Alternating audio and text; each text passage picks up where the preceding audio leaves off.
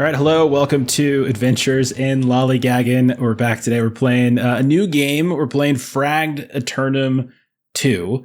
If you followed our channel, you know that we like a lot of these Fragged games. We've played some Fragged Empire 2. We've played some Ragtag. We've played some Fragged Kingdom 2. And now we get to take Fragged Aeternum 2 out for a test drive. Because it's coming to backer kit. If you're watching this relatively soon after we post this, it's probably backer kit is probably not live yet, but there'll be a link in the description that you can click, and you can go click the follow button, and you can get reminded for crowdfunding and such. So, or is it Kickstarter? I should have probably remembered that. But yeah, crowdfunding coming very soon for Fragged Aeternum 2. So keep an eye out. Just the quick introduction to it. It is a game that is violent and gothic. It's like this dark gothic TTRPG. So I think the quote is it plunges immortal PCs, because all these PCs that you see, these four people that are flanking me on the screen, they're immortal, kind of. And they are fighting in the city of Aeternum, or the Eternal City. And they're just like these big, badass, like gothic kind of superheroes that are going around fighting all sorts of things like fiends and fallen celestials and weird creatures from the moon. And I don't know, like think of any kind of dark horror type monster and you can probably find it within here. The rules themselves are relatively familiar. If you're familiar with like Fragged Empire 2 or Fragged Kingdom, fairly similar. Like there's some tweaks obviously here and there. Some skills have been renamed and some mechanics are a little different. But the basics are you have a handful of skills. Your basic resolution is you roll 3d6, you add your skill bonus, and you hit a number. Usually that number is like a 12 or a 14, sometimes a little higher. And if you're in combat, which this game does have like some in-depth tactical combat, you might even be rolling more than 3 dice. You might be rolling like a ton, or you might be rolling like 1, and then you have like a really big bonus. There's lots of variability, which is really, really cool. And the setting, it's like I said, there's this eternal city, goes on in all directions. Look, any different direction you go, and forever we see the city. It is broken up into districts, and a lot of these districts are walled and separated, and they almost have like their own little governments, or like their own little countries here and there. And so although we'll be playing in like Strigum, which is like the default like starter district, there's tons of districts. You can kind of make your district your own, do whatever you like. There's also things like moons in the sky that move. There's like celestials are like these big powerful creatures or beings or whatever. And so like the moon, the sun, all those, even the stars, all that kind of stuff, all have to do with like actual creatures. And then some of those places are like locations. You could go up there and you could play there, which is pretty crazy to think about. So all of the four people playing, they are playing what's called a tethered. That is the name of a PC. You all play, so the four of you here, you play as an order of like undying, immortal, eternal kind of champions. You have stepped forward for reasons that might be your own to protect the souls of humanity. You are bound by a divine golden fire, which you all carry a little piece of in your own little lanterns as you move about. And that is kind of your guiding force. And you carry these lanterns on different missions, and they're basically what give you that kind of immortality that you have. Some tethered are motivated by virtue. Some might be reformed villains. Some might be struggling monsters. You can kind of play whatever the hell you really want, honestly, in this game. But obviously you're here. Your main goal is to protect humans, because what basically happens when humans die in the setting, their souls, they hover for a second over the body, and then they go one of two ways. They go up or they go down. And it's generally presumed that down is bad, because that's where like fiends and devils and all sorts of things are.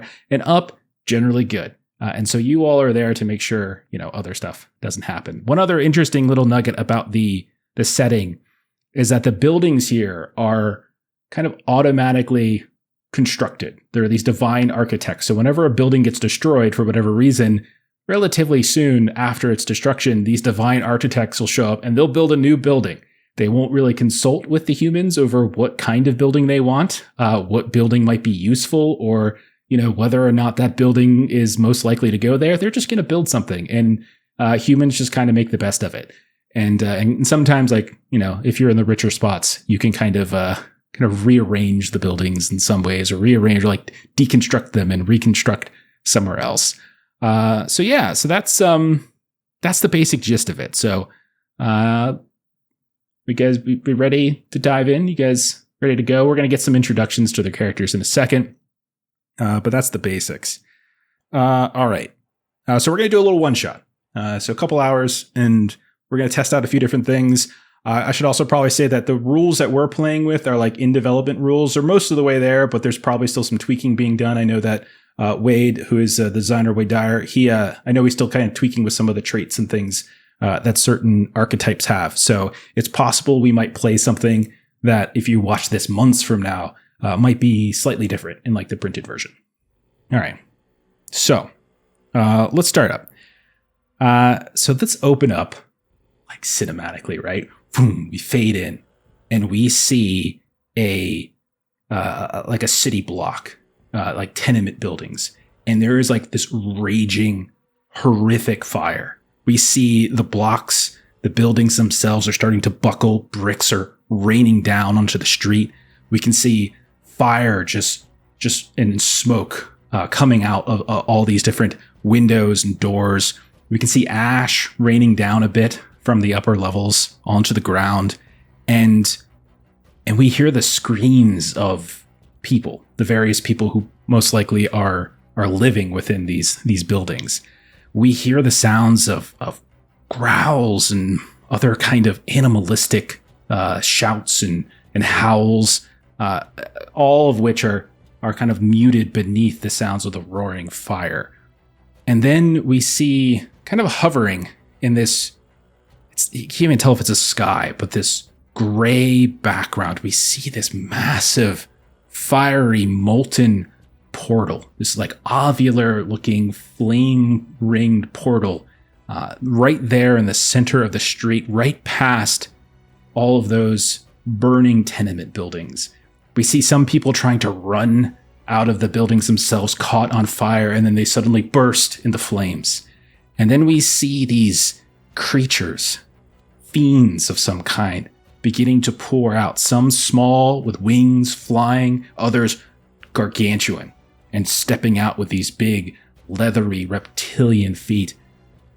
And then as we start to pull back and fade away from that portal, we see like the screen itself that we're looking at turns a little reddish and then orange and then yellowish, and then suddenly we are no longer seeing the street itself, but instead we see a lantern about 1.5 feet, 2 feet tall, maybe half or so wide. We see this glistening yellow-orange flame on the inside, and it's in that flame that we see this all playing out. And we see 4 individuals huddled around that lantern, as it seems as though the divine fire that all of you are guided by has gifted you some horrific vision. So who do we think is the owner of this particular lantern? Who wants to introduce themselves first? I'll take it. You guys are the worst. Go ahead, Melissa. I was just assuming Steve's going to jump. I will. So you see a kind of a dark clothes clad woman. She's got kind of like the knee-high boots, long coat, and her styling is kind of very kind of like dark makeup, and all of that. And she kind of just looks dour, and she's just covered with sort of different scars and, kind of wounds that are healing and those types of things. And so that I would say she's the one that's sort of like closest to this lantern. And character that I am playing is a martyr by the name of Constance Marks. Fantastic. And martyr is a particular archetype. It's one of the things that kind of defines a little bit of what your character can do. Let's just go around. Steven, maybe you're standing next to her as like you're all receiving this vision. You could say you're receiving it from your own lantern. You can say you're leaning over Constance's shoulder and watching it. But who do we see there, Steven? We see Roland Willoughby. He is wearing a black tricorn hat that always seems to like cast a shadow over his face, so you can never fully see his features. He wears a like charcoal gray trench coat that kind of looks a bit like robes in the shadows, but then it offers a little bit more protection. And he is always holding on to this really long, massive elephant gun, and he kind of like leans against it like a staff because it's even taller than he is, even longer than he is. And I think it's fair to say that he's like looking over Constance into this fire. And maybe we see right next to you, Maitre. Go ahead and describe what it is we see hovering next to Roland.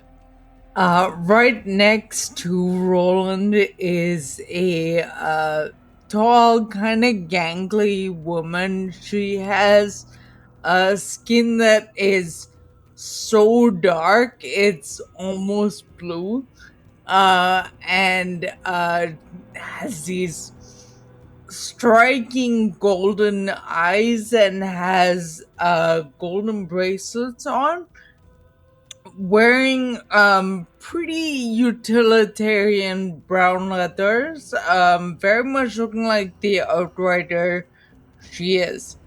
And that's who is kind of standing by Roland, also looking over Constance's other shoulder.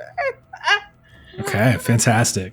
We should mention that. I'm a beast. Sorry. Right. Yeah. So Maitre's character Ivar is playing as a beast, and Roland Stevens' character is Apex. These again other archetypes. And I think there's something like 10 or so, maybe 12. And then finally, Jeremy, tell us who we see and how you're viewing this vision that you've been gifted. I mean, let's just commit to the nesting doll bit of like over this person's shoulder, over this person's shoulder, over this person's shoulder. There's a very tall old man with silver mutton chops that then come up to this mustache that goes straight out to the sides, but kind of like with little waves to it. Wearing incredibly impractical bronze plate mail with some elaborate lion motif. A huge sword that's way too big for him, but fortunately it's already broken and jagged and looks pretty worthless. And this is Sir Quintain, who is a deranged knight. Fantastic. Okay, so we see the four of you, and as you're all looking at this vision in the flame eventually, it goes back to its normal, usual glow, swirling embers, but no image lost into it, and you all cannot shake the feeling that you were watching a message, perhaps from the flame or from the fire itself, and there's a sinking feeling that is like a warning or something, or an omen of some kind. And as we kind of peel back, we see the four of you are inside of your sanctuary. So all tethered basically have a sanctuary, and it's a place where you obviously like your home base, but it also is functionally important because it's tied to some of your abilities that tethered get. And like when you respawn, because you can die in this game, and you should die in this game, and you spawn back usually at your sanctuary. So where do we think you guys have taken up a sanctuary? Again, this is a very gothic kind of city. Like if you've played Bloodborne, if you played Blaze in the Dark, games like that kind of, or some touchstones you can think about.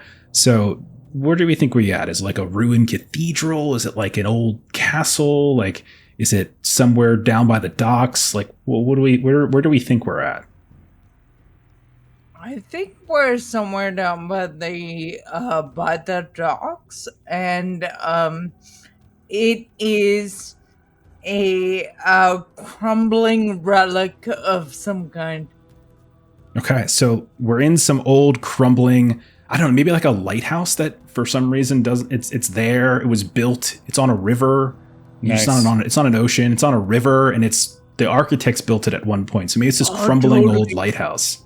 Yeah. And I think for Constance, she kind of has a death wish because sort of in the corner of this room that we were in, you see that she's kind of set up this little like altar, and she has kind of like small mementos of like 5 different people that she's lost and that she's sort of like kind of seeking vengeance for. And so I'm thinking that maybe like one of them died in this particular area, and that's kind of part of why kind of this area was chosen kind of as our sanctuary that we kind of set up here. Do you think this is in a good? Do you think you guys have recently acquired this space and are building it up, or do you think this is more of a space you've been in for a while and there is like some polish to it? I would say it's neither. We've been here for a while and we've not put any work into polishing it up. Okay. Yeah. Okay. All right. So as you stare around, there's maybe pockets of like order, but for the most part, it just looks in shambles, and it looks like the ruin it actually is. So we'll say like maybe we hear the sounds like wafting in through some of the windows. You all are maybe the 2 or 3 stories up. You hear the sounds of familiar dockside kind of ambiance, the shouts of stevedores and the sound of a foghorn or something like that. And you look out the windows and you see nothing, like just at least nothing nearby, just suggest this horrific, crazy inferno that seems to be taking place. It's not something immediately outside. It's not something across the river. If you look and span, you don't see this sudden panic on the docks below. So how do you think the 4 of you are, like, what do you think you're saying to each other or thinking about this vision that you were just gifted? Could anyone find any reference points in what we saw? Was anything quite recognizable? Vile and villainous vermin in abundance. We shall search for them, know them by the stench of their evil, and slay them. Yes, Quintain, I was just wondering, the buildings, the street, did it look like there was somewhere that we can venture to and perhaps prevent this? There were bricks. And Constance just like looks around at the like piles and piles of brick rubble. And yes. Anyone else? Did anyone else notice anything perhaps a bit more unique than bricks? Steven, did you have anything? I don't think none of my skills really relate to like navigation or anything like that, so I don't think I would be the type of person that would be able to pinpoint a location. Fair enough. Yeah. I was actually gonna ask if I might use my nature to see if I might assess anything. Sure. Right. So in FRAGGED AETERNUM, there's really not like a singular skill. So like I don't usually call for a skill. You all pitch the skill, right? Yeah. And so in this case, you're asking for nature, which you could certainly do. So I would say if you wanted to roll nature, you remember seeing that there were like tenement buildings and such, right? So this was a very urban looking setting. So I would say because of that, I would probably like penalize it in some particular way. You didn't really notice any particular trees or a park-like look to it. It didn't seem particularly clear. So nature might not be the most suitable skill roll, but I would say still just to get us to practice doing rolls. Let's do it. So let's say you're going to take your 3d6s that you want to roll. Yeah. And you're going to add your nature bonus. And I'm going to set the difficulty because you're using nature at 14. As opposed to a more common 12. Like 12 is a fairly common, but I'm going to set it a little bit higher just because of the mismatched skill here. Okay. So I did get a 12, but I got 1-6, which is a strong hit. So but I don't know if that counts that given I failed. Yeah, so because you didn't, so you can, what you can do with a strong hit, you can use effort. So you can spend the 6 to essentially re-roll one of the die from your roll. Ooh. So you could do that potentially. What were the 3 die? What were the results? Try and do that. 1, 3, 6. Oh yeah, re-roll the 1. So definitely re-roll that 1, and if you get a 3 or higher, you pass the test. So you basically didn't see like a park per se, but you did notice that on like the balconies and on the fire escapes of the building, like the people who live there had set up these fairly robust looking gardens. In the vision, they all had been like burnt and you can see the shriveling of plants and things. But you remember a particular neighborhood over by like the gasworks, where the gasworks guild is. which is just kind of a little bit to the southwest of where you all are. And you remember walking maybe down that particular alley and just being flanked by nature in a way that moving about the city, unless you're in a park, you don't really see as often.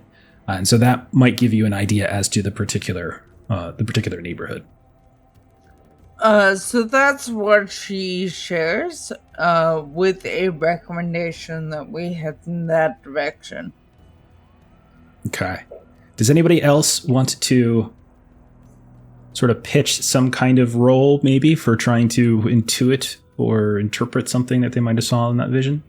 Well, I am no expert upon the bricks which were falling. However, I did notice that beast had wings, arms, and its feet were not cloven. It instead had toes with toenails, and the toenails were pearlescent. And I believe that means something.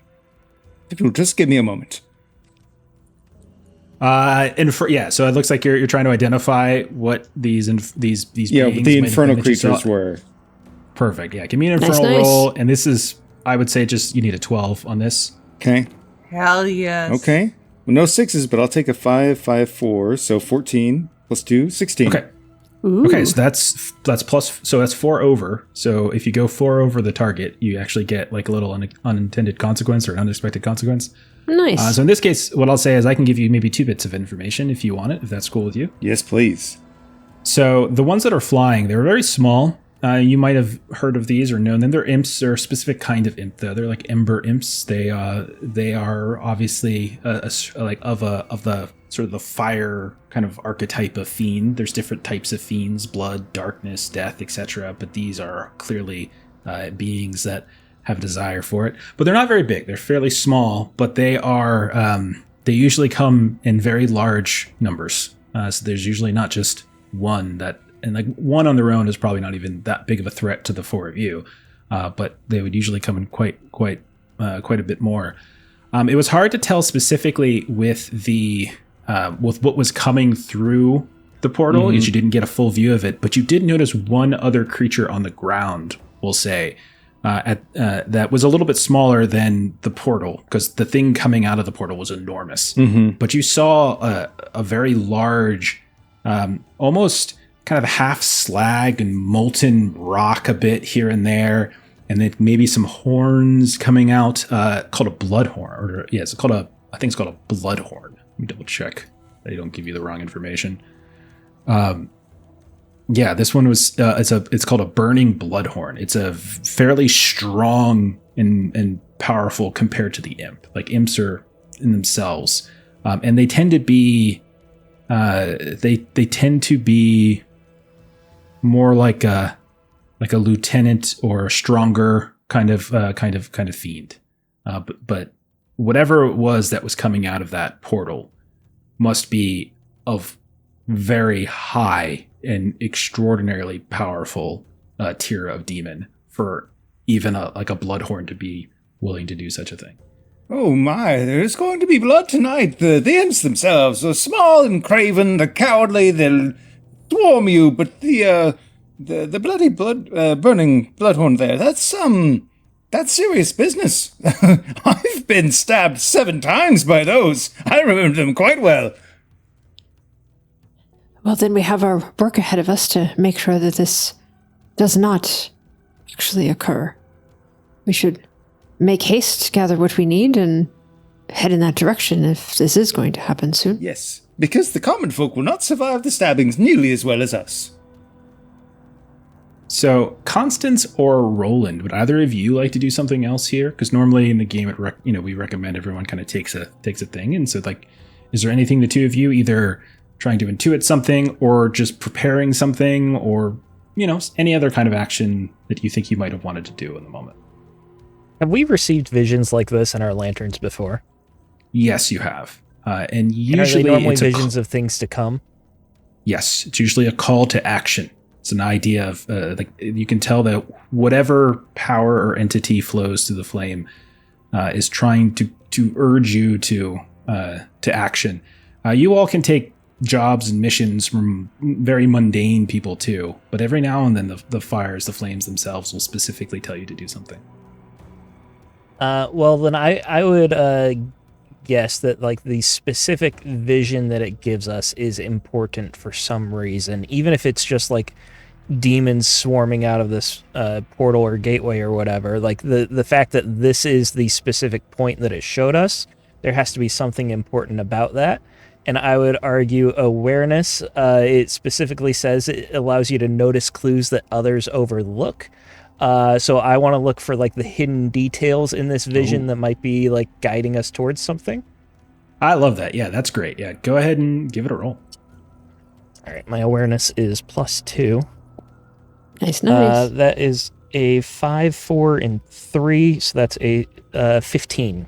No, I'm sorry, Okay. 14.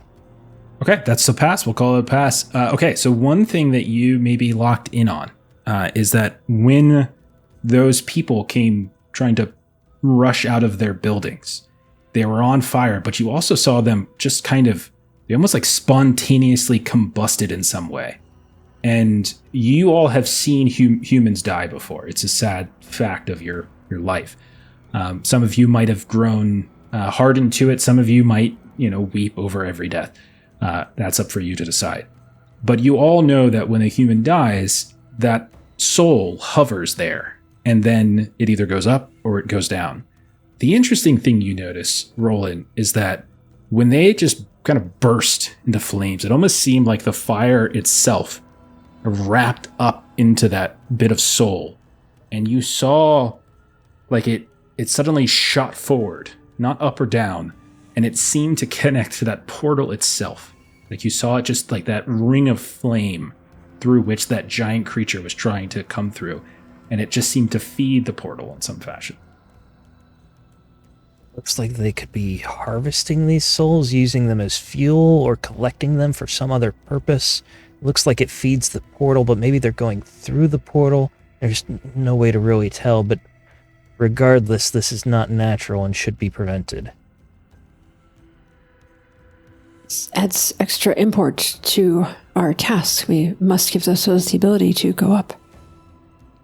What I would like to kind of following up with the information that Sir Quintain gave us about kind of the infernals the fiends that we might be fighting. I'm wondering if I can argue for I was about to argue something and then realized that that's not the correct way to use a skill. Maybe like the opposite of like divine, like if there is a like spells or things that could kind of specifically target these. So that would be sort of, I'm kind of going for the opposite, kind of the things that are antithetical to these creatures that might be effective against them. So you're trying to see if like the creatures that you saw, the specific fiends, if they have vulnerabilities. Okay. And you want to do this with divine, you're saying? Yeah. That would be my argument, yes. All right. Yeah, you can give it a roll. Sure. All right. That is 14. Okay. So mechanically, there's no particular vulnerabilities. But what you might know is that for reasons that are hard to fathom sometimes, these creatures, these fiends tend to have even humans in their service. Like very often humans so desperate and uncertain in life will like turn to power of some kind. And it's rare, to see so much like such an elaborate setup of what's happening on the street without the intervention of some kind of human element. Because fiends can't necessarily, some fiends can, but not these, can appear human. And so often they might need to get humans to do specific bidding on their behalf. And so the weakness there is like these types of demons are reliant on human thralls or assistants to take certain tasks and complete them. It would appear that we need to keep an eye out for any humans that might be aiding this particular incursion. Indeed. So normally the Burning Bloodhorn is lieutenant, but they're not playing by the rules, which maybe they're playing for themselves. They're trying to requisition this power for themselves, ignoring the normal rules. Maybe they're willing to share some of that power with somebody who's willing to do something dirty, bastard. Well, it gives us something to look for. If we go there, we're not just waiting for the appearance of a portal. We can look for folks that seem to be acting oddly. Oh, yes. Okay. So, you guys no doubt collect your weapons and things, your trinkets, your utilities, your lanterns, and get yourselves all ready. We see like a load up montage of you getting your swords and your guns all in the right places, and then you set off to find this the location that Ivar was able to try to divine from the image. Now, travel is mundane in this case. There's no real issue, but once you get within about 2 blocks of where you think Ivar these tenement houses are, you immediately notice that there is panic that you didn't quite sense at the docks where your sanctuary is, and you can see that in some cases there's people running away from where you're headed. In other places there's like people who are lingering, and they're kind of in groups, and they're talking about what happened. And you can see in the sky, it's dark. We'll say it's evening time. You can see beyond some of the other buildings here that there is kind of a cloud that seems to have formed a bit above this area of the district, but it's not like smoke. You can tell it's not a smoke cloud, but it does seem like this strange kind of yellowish, dusty fog seems to have grown. And as people flock away from this, you see they're like they're struggling to breathe. Some of them are kind of covering you. Maybe a person's carrying a baby and bringing it to their breast and making sure that they're safe. And then you can kind of listen in, and you can hear that there's uncertainty about just, what on earth just happened? What? I don't understand it at all. And then as you push past some of these and you get a look at the block, you realize that those very buildings that you saw, that street, and then the 2 sets of tenement buildings that flank that street are gone. And instead the street ends in this like jagged crater in the ground, and these tenement facades have been like sheared clean, like the other buildings that bordered it. It looks like 2 of these long apartment buildings are just gone, and the ones that remain that were bordering it have suffered some kind of damage, like this shearing to the sides of them here and there. You can see that there are, in the crater themselves, there's like all sorts of debris, but there's also broken gas lines that feed to a lot of the lamps and such. And it's like, there's a hiss, and you can see that might be the source of that gas floating around. It's hard to say particular. And there's a very like sickly sweet smell to it. And you see that there are rescue crews here. You can definitely see that there's a group, there's like a crew with these long pole lanterns that are kind of veering on the edge of this crater, reluctant to get too close. You hear the sounds of this dog just barking incessantly by like a set of debris, where like it looks like there's this leftover parts of maybe the tenement buildings that didn't disappear with it. And like overhead, as you see the cloud just continuing to linger, this yellowish fog, you see these like crisscrossing like laundry lines, some of which have fallen and snapped because the buildings that they were attached to are no longer there. Others are still connected, crisscrossing here and there. And you can tell that there is panic. There's some officials. It looks like there's some people in the gasworks kind of guild uniforms. Like I said, you saw like those first responder crews with their big pole lanterns lingering. And then there's like other people that are huddled a bit on the ground. You get the sense that this happened recently, maybe like within the last hour or so. It has that feel to it. What would everybody like to do at the scene of this? I'd like to go up to the edge of that crater and look in. Okay. So we see Roland is just going to make a beeline for the edge of the crater. What about the rest of you? I think of Ivar as fairly animalistic and feral, so I want her to take a sniff and see if she can, either with awareness or nature, figure out, like, what's fucking with the air quality. I would say sniffing wouldn't give you like a specific certainty to it, but you can definitely smell there's gas or an odor or some kind on the air. What do you so one of the things you could potentially, like, what do you think would, and from like Ivar's background, would like give her knowledge of like different odors and smells and gases and things like that? Like, do you think it's something that's more like her knowledge of like city and industry? Do you think it's something more arcane? Like what do you think it might be? I think she knows what gases in the wild smell like. So I think she'd be able to tell if this was synthetic or organic. Okay. Yeah. So you want to do nature again? Is that the idea? If I might, or awareness. Okay. So yeah, we can do that.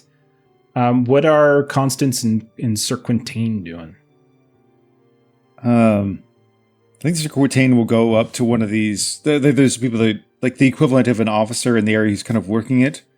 And he just kind of walks up as if there's like some amount of authority that he should be there as a knight, so to speak. Mm-hmm. Good sir, it is very important. I intend to delve into this immediately, and I thank you so much for what you've done so far. Any information you've gathered to date, we need it as soon as possible, because, well, ignorance is not bliss. It is often dangerous. So you have two options. Do you go towards like the rescue crew, or do you go towards like the person who looks like they're in the Gasworks Guild uniform? Probably someone in the Gasworks Guild, like someone who's actually in the thick of it, and then... Okay. Yeah, so you come up to the side of this young man, probably in his 20s, who turns to look at you and takes in the all that Sir Quintain is, and he has like a kind of a thin mustache, and he has his hair is like well cropped, but you can tell it's starting to fray. And he has in his hand some kind of like handkerchief that he was holding to his face, but he brings it down to talk to you. And he says, "Oh, goodness, sir, I'm not quite sure at all what has happened.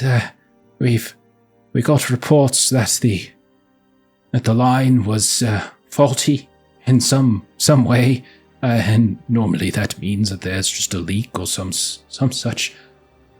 We could not at all imagine this. That buildings apparently, well, they just fell, sir. They fell through the ground, the street itself, down it went." And he like gestures towards the actual crater.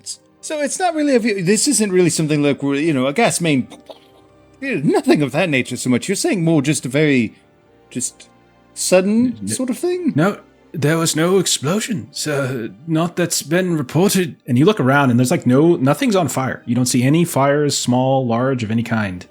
And we've dealt with that before, certainly, yes. But no. And something wrong with the gas too. I might be relatively new to the gasworks, but I have been working diligently these past 2 years, and I can tell you with certainty that there is something quite off about all of this. So while that conversation goes on, and while we see Roland is like looking down, trying to observe what he can see, and we see, Ivar is just trying to focus more on the smell. What is Constance doing? So I would say that Constance is trying to talk to, so there were a couple options for who to talk to. So there was someone from the gasworks, and then there were like officials. there was a rescue crew you can see. Like they're like, think of them like first responders. They got these like red uniforms on and these big pole lanterns and hooks and things. So I'll go over towards them. You see a group of 4. Yeah. Okay. How go the rescue efforts? Do you need any additional assistance? And you see a woman, probably in her middling years, like turns. She's got a helmet on. It almost looks like a beekeeper's helm. And she flips the curtain up above her head so you can see her face. And you can see the wrinkles and the kind of paleness of her face. And she says, well, we've not been able to rescue anyone at all. There's no one. There's no one at all. We can't get down there, and to be quite honest with you, I don't think we want to. And you can definitely tell that the 4 of them, like, they aren't doing like what Roland's doing. Roland's like really right up on the edge of the crater, like looking down. They are like removed, and they look very trepidatious. So here's what I'm going to ask. Constance, maybe do some sort of skill to maybe coax some extra information out of them. And then Quintain, you can do the same thing. So the 2 of you can think about that. Okay. And then Roland, as you're looking down, the crater itself is not particularly deep. You don't notice any clear like hole. It doesn't look like there's a hole. Everything almost seems like it just sunk.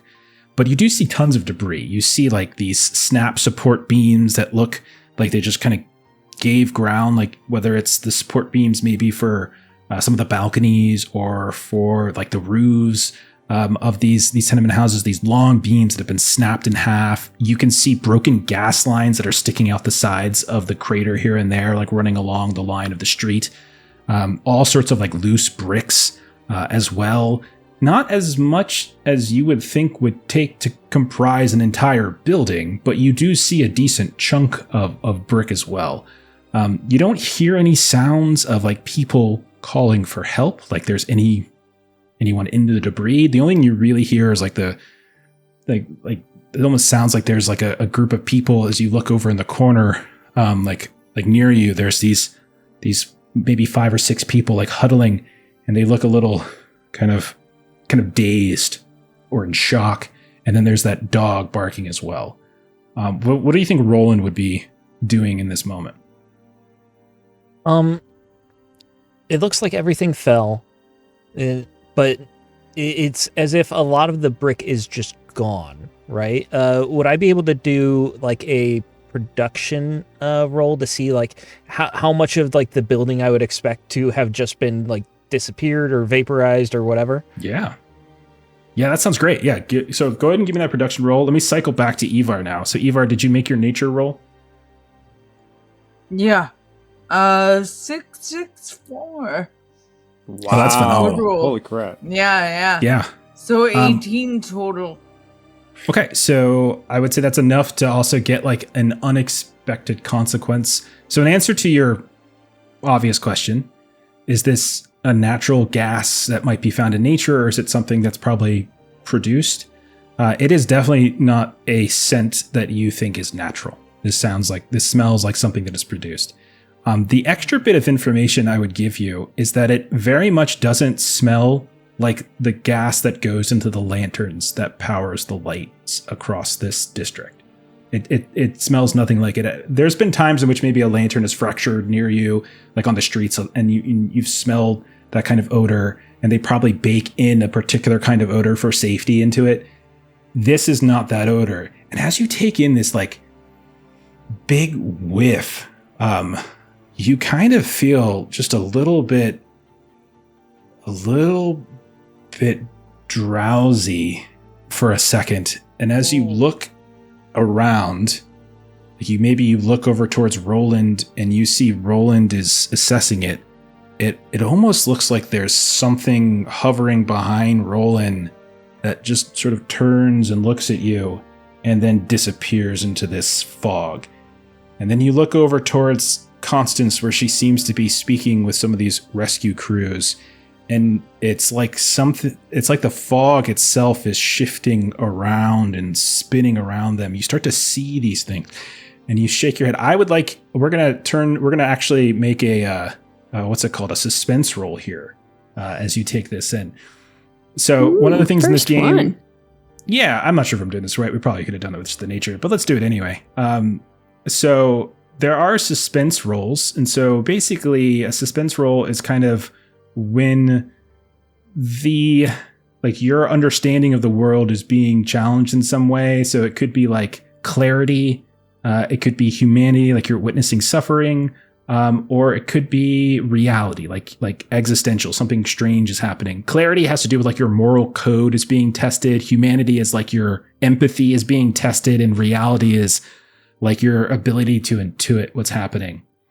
So just to demonstrate it, let's go ahead and do like a reality test here. And I'm going to say that you can kind of decide whether like failure is good or bad in the situation. So for here, I would say like, what I would say? I would say that failure is probably, I would say failure is probably a good thing here, let's say. Okay. Remind me how I make a suspense roll. So you get to do any kind of skill roll could be it. So you could do, so if you want me to like suggest some stuff. Feels the most appropriate, but you tell me. That sounds great. Let's do a resolve test. This is going to be a target of 14. Okay.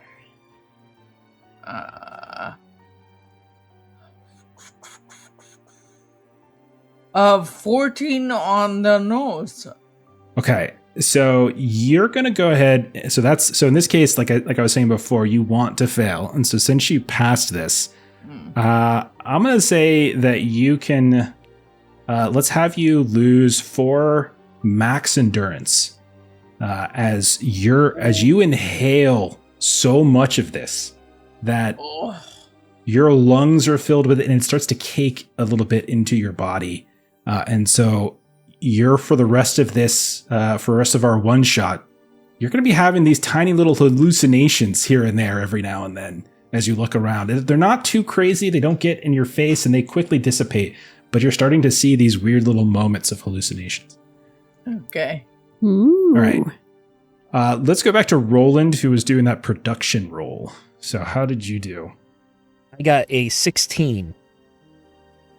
Okay, so 16, I only wanted a 12, so that's also unexpected consequence. I would say that you look at this, and your first instinct is that it almost looks like, given the size of the surrounding tenement buildings, and assuming that this building is likely the same, this is a small portion. Like, just a couple rafters, a couple beams, a couple bits of brick. This is a tiny portion. It almost looks like the building just fell through it didn't collapse. It literally fell through. If it collapsed, there would be like these big heaps and piles. That's not what's here. There's a crater and there's a little bit of rubble, but not much. That in and of itself seems particularly odd. And then the extra little bit you might get because of this unexpected effect here from rolling so high.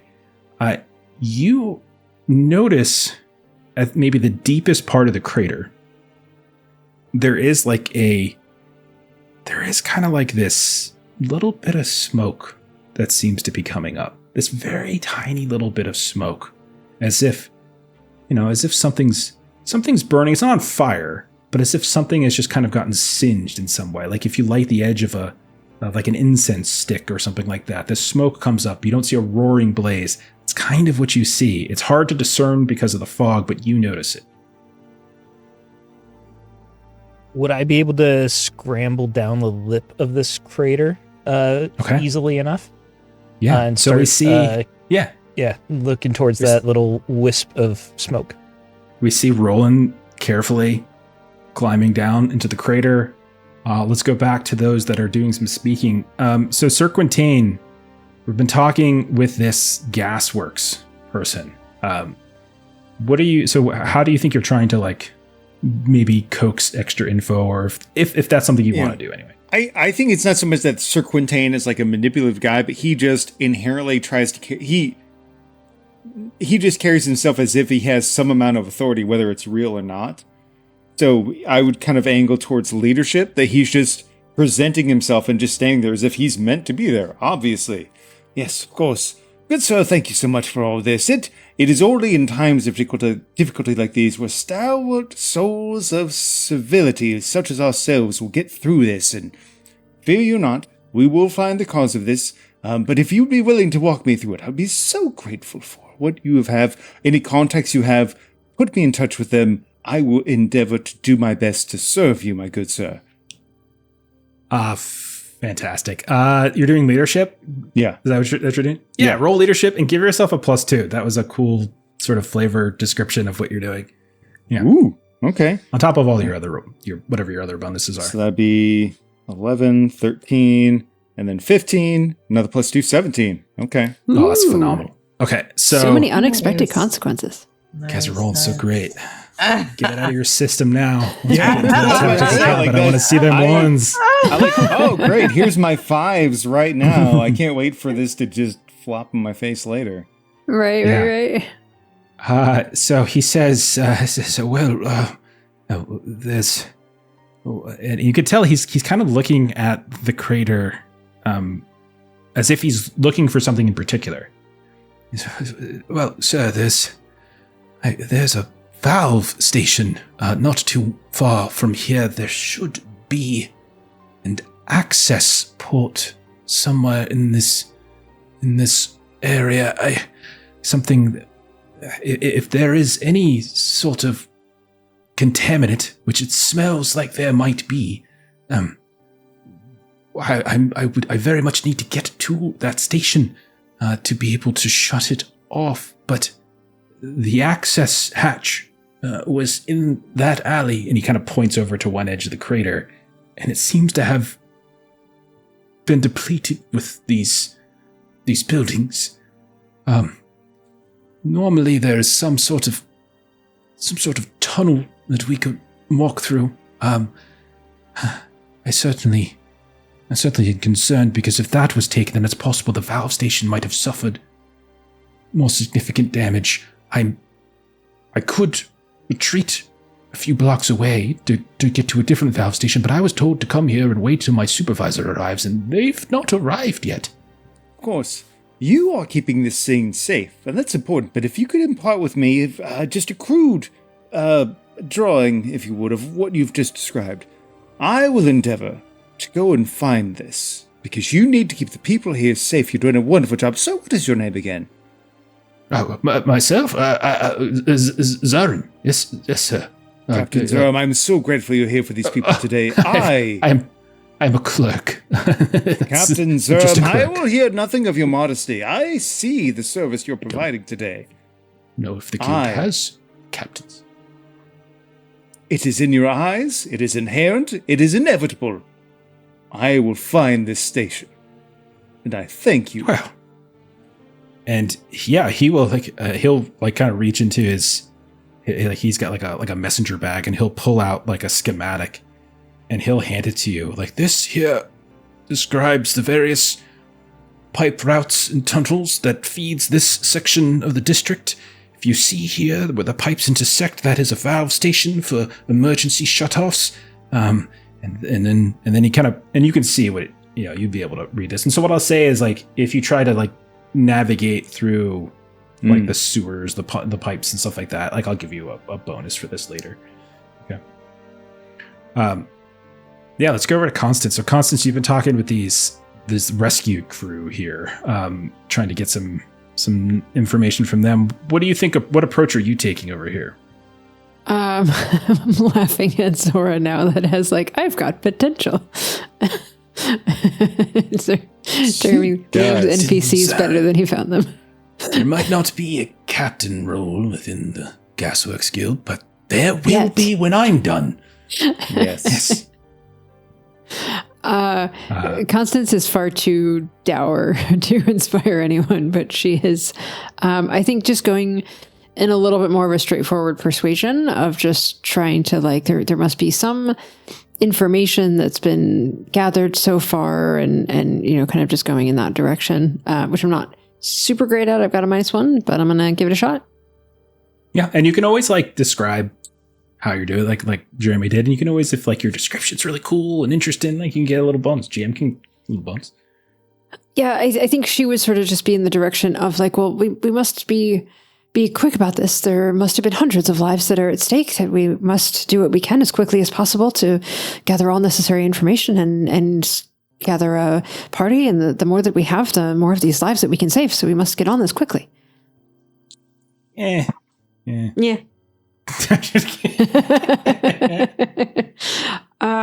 So I rolled a 6, a 1, and a 2. So I am going to spend the effort with the 6 to reroll the 1. 6 is so in this game, a 6 is a strong hit. 6s can be spent to get certain effects. In skill rolls, effort is a really good one. Allows you to roll a die. In combat, there are all sorts of things that you could potentially do, both by default and as you start to accrue new traits and new equipment and things like that. But when you're me in this game, you spend the effort, you have a 1, and you reroll it, and you get another 1. So that was a failure. Okay. What was the total? The total was an 8? 6. Yeah, because I've got a -1. So Okay. total of 8. Yeah, even with a bonus for your approach, you're still failing that roll. Okay. No. Yeah, so Like, I'm it's gonna just say the this irritated, like, people have died. Do you not care? Like, we've got to, like, get on this. Like, what are you just doing? Standing around with your, you know, hands behind your back. Yeah.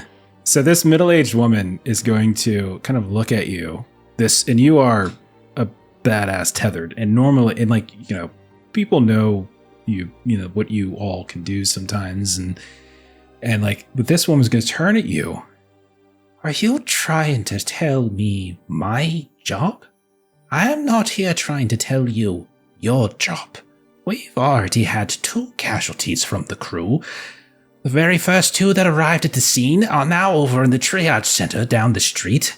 We're not going to risk any more of our folks going in there. And besides which, there's enough folk that got exposed to whatever this gas is that we're putting down into the ward itself. I'm not going to risk anything more. So maybe you stop telling me what my job is, and maybe you go find something else to do with your evening. Good day, madam. And she rips the beekeeper mask down in front and turns and puts her back to you and starts talking back. Can you believe the nerve of her? Useless. And she turns on her heel and storms away. Yeah. So I think let's actually do what was this? Can't remember if this is humanity or clarity. No, this could be clarity. Let's do a suspense roll for that, because you were just like mistreated. Like, for someone like you're trying to help and save, and they were just like not showing you the respect. I think that's one of the descriptions for like clarity, if I recall. So let's do a clarity roll as you start to stomp away and see if this maybe affects your moral code. Maybe if you're like, yeah, maybe I don't want to help these people after all. So I'm saying a success in this case will be good. Like, success. Yeah, that's what I was thinking. You, the same thing. Finding comfort in my, like, I know what is better, and sometimes you have to risk yourself.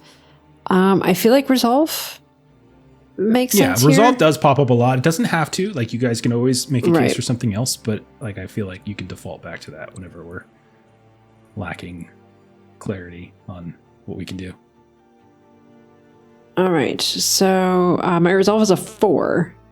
And I rolled a total of a 17. Oh, okay. 17 is a success. so in this case, again, it was good to pass. So because you've passed, you're able to sort of lock in. We maybe see a little image of like the 5 people, the little shrine that you have, who you're working for and what you're doing. And probably like the number of times that she has like turned Spectre and like sacrificed herself for people, that like she's not gonna, like, this person is not going to like tell her that she doesn't know what it takes to sacrifice yourself for the good of others. And I'm going to come back to Roland. So Roland, you've been able to descend most of the way. And it's not a very deep crater. But as you're approaching that little wisp of smoke, you're feeling some heat starting to resonate up from below you. Not to the point where it's harming you or anything like that, But you also start noticing that the closer you get to the center of this crater, the looser everything's getting, and you're kind of slipping and shifting, and it's getting a little bit more treacherous and a little bit more dangerous. So how do you think Roland handles being careful or whatever it might be? Roland really relies on his agility and being sure-footed. He has worked as a burglar in prior life, so he's jumped a lot from rooftop to rooftop, that type of thing. So I'd imagine I'd be calling on my dexterity here to make sure that I find sure-footing. Yeah, makes perfect sense. Yeah, go ahead and give that a quick roll for us. 12 is fine. That was an awful roll. That was a 1, a 1, and a 2. So I would like to use one of my guile rerolls. Yeah. To for reroll sure. all dice. And because you rolled that 1 too, you can do that. Had you rolled 3 1s, that would have been really bad. You can't roll 3. You can't reroll 3 1s. Oh yeah, you can't the critical fumble or whatever. Yep. And Yep. that was the 666. Ooh. Oh my gosh. The exact opposite. That's 18 plus my dexterity of 2, so 20. Thank you, guys. Critical that's awesome. success. Wow. So yeah, 3 6 is like something off, like awesome happens. It's like it's a critical success. All right, so Mana I'll falls say from heaven. yeah. You find amidst the rubble a great deal, like a little tiny trunk of coins and such. So this type of thing where I might give you like a resources kind of reward, like you discover something of value in here. In a one shot, it's probably less useful to you, but like if we were playing a longer campaign, I might say you discover something of value in here, something like that. But in terms of just like information, what I would say is like you are moving with grace, you know, and bits and pieces start to shuffle and move and fall. And you notice as some of the debris kind of splits away from you, you can see where the smoke is coming from.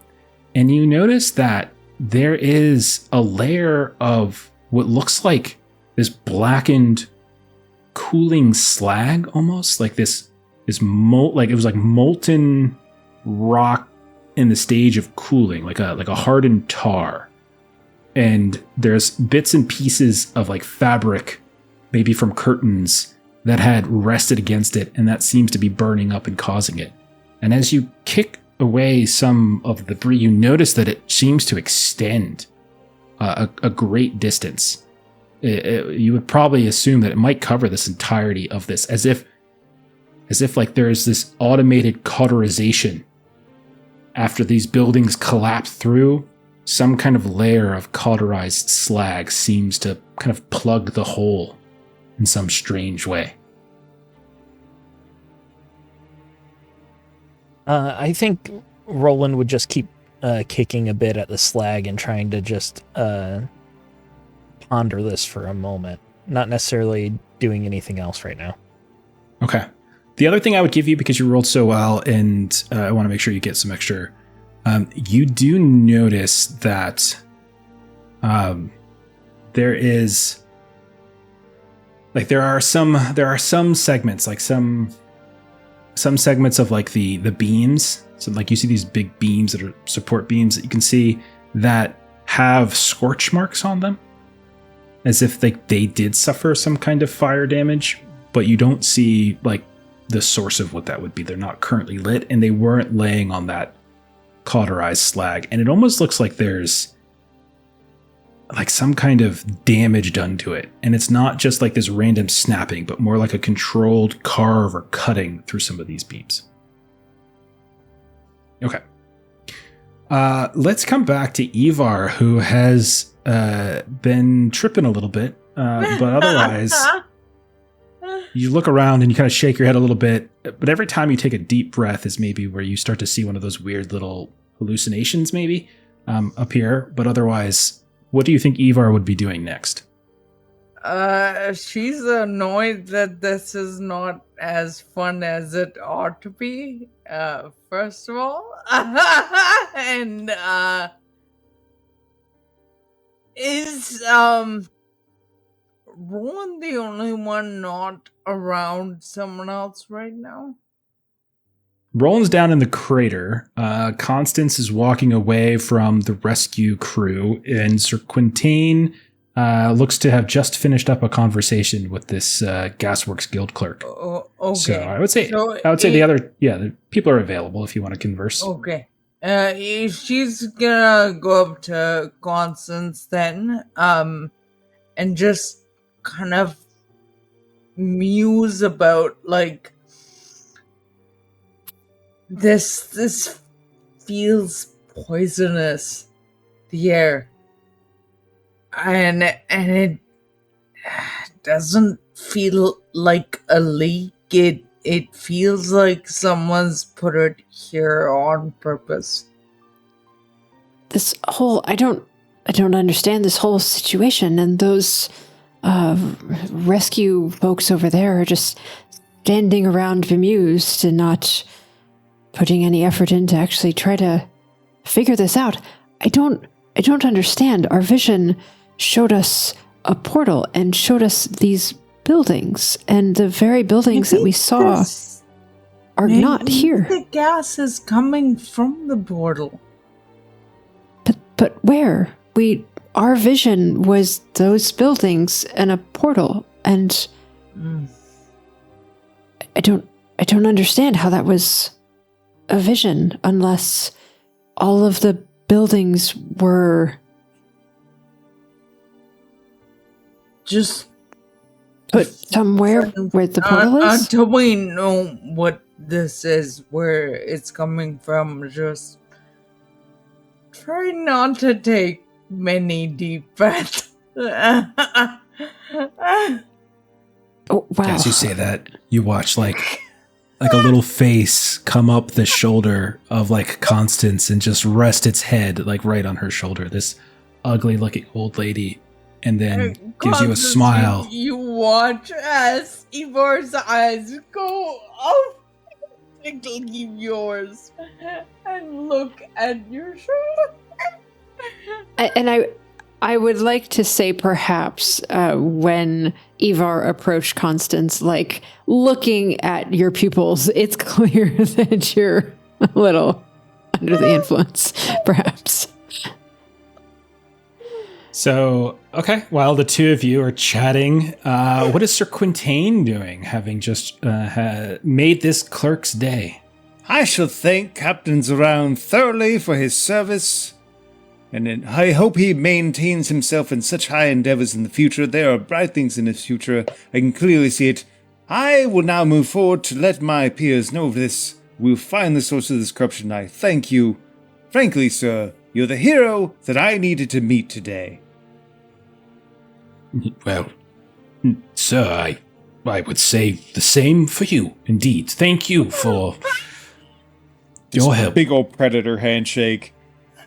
Yeah. Oh, yeah. And he's like not a muscular dude, so he's got this tiny little thin arm, but he is nonetheless proud. Okay, so we'll say the three of you huddle up. So what you've kind of gleaned, a couple things, is that there is down the street, it seems that they have some kind of triage ward that they've set up for others who are having these hallucinations, including two of the rescue crew that were like first in the scene. And you also know from your clerk friend here that there is like a valve station somewhere connected to this crater. If you could just find the entrance to it, that you might be able to figure out just why this strange contaminated fog is pumping into the area. Especially since now that you're standing here, you're watching more and more people seem to be struggling, and the same thing that's happening to Ivar, you can see is happening to others, and those are just regular humans. You guys are powerful, tethered. You can hear the sounds of people arguing, and like one person over by those like survivors with like, that were huddled on the ground, it's like reaching out and like kind of clawing at another person's head, and like they're kind of being swatted away, clearly under some kind of influence. Roland, do you look around more in the crater, or do you come up to reconvene? Yeah, I would scramble up after a few moments, and I would talk to the group saying, something melted much of the material, but it it wasn't as if the buildings themselves melted. It was as if they fell into, I'm guessing here, a massive portal that closed, and then the fire of the portal melted what was left. There are other parts that looked like there was a smaller portal that was carved into them. Perhaps we missed the vision. We were too late coming here. Perhaps, or maybe what we saw is happening somewhere, just not here. That's what we were just trying to reconcile. That Quintain has a task for us. Perhaps we could travel forth. You are so incredibly clever with your notice that it would take mortal intervention with this, which means there'll be a source of contamination. This is likely where we will find contamination. We find that, we follow anything we find from there, and we vanquish these vile vermin. We will do more than the rescuers are here, but that is our job, and if we die, we die. And Sir Quintain was sort of like drawing a map on his hand, and so Constance kind of stomps off in the direction that he indicated. Yes, what she said. I don't know about dying, but certainly try. Ivar will happily lurch in that direction. So, I mean, does it get shared with the rest of us that, like, people are going a little loopy from this? Oh, yeah. Yeah. And she shares about the hallucinations, about her getting a little drowsy. She's still seeing things. She's not entirely sure what's real and what's not. Is how she frames it. Call out to Captain Zaram and make him aware of it. Like, it's incredibly important you get people away from this. I could see my comrade is already feeling effects. I have no idea what it will cause to the other folk here. It is very important you get them out of this. You are in charge of this. You are the hero of the hour. It must be done. Sir. I appreciate both. I didn't realize that you had a twin brother, but it's a pleasure to meet you as well, sir. And he extends a hand out to this empty space next to you. And you step over and grab it. Excellent. Redirect him. Yes. We should create a cordon to prevent people from... Well, that's all fine now. Let's go. Okay. He stays there and he just keeps talking to your twin. Your brother was very instrumental in instilling the confidence in me. You hear that as you wander away. I think I had a brother once. Goodness. So are you guys looking for the valve station? Is that why? Okay. Okay. So let's. I think so. Everyone just. Yep. Yeah, everyone just give me a roll, tell me how you're approaching this to try to find the entrance now that everything is in shambles here. I'm thinking a production roll for, kind of like city layout, urban stuff. Sure, that sounds great. Roland. I would like to say that I have performed a heist somewhere that required shutting off a valve station to a certain tenement building. So I'd like to call on outlaws to see if I could remember also how smuggling routes that kind of stuff. and stuff. Yeah, because it's subterranean. Yeah, that's great. I love that. Good. Okay. Ivar. I think Ivar is too fucked up to do anything more complicated than look. So just Fireflies. You're just grabbing at the butterflies that are floating around your face. Yeah. And what about Quintain? I think thanks to Zaram showing where things should be and then seeing where things are blocked off, just brute strength, pulling debris out of the way. If he could see where things should be, trying to pull debris out of the way. Yeah, and you can take your +2 because he gave you a little bit of that the schematic here to kind of help you with it.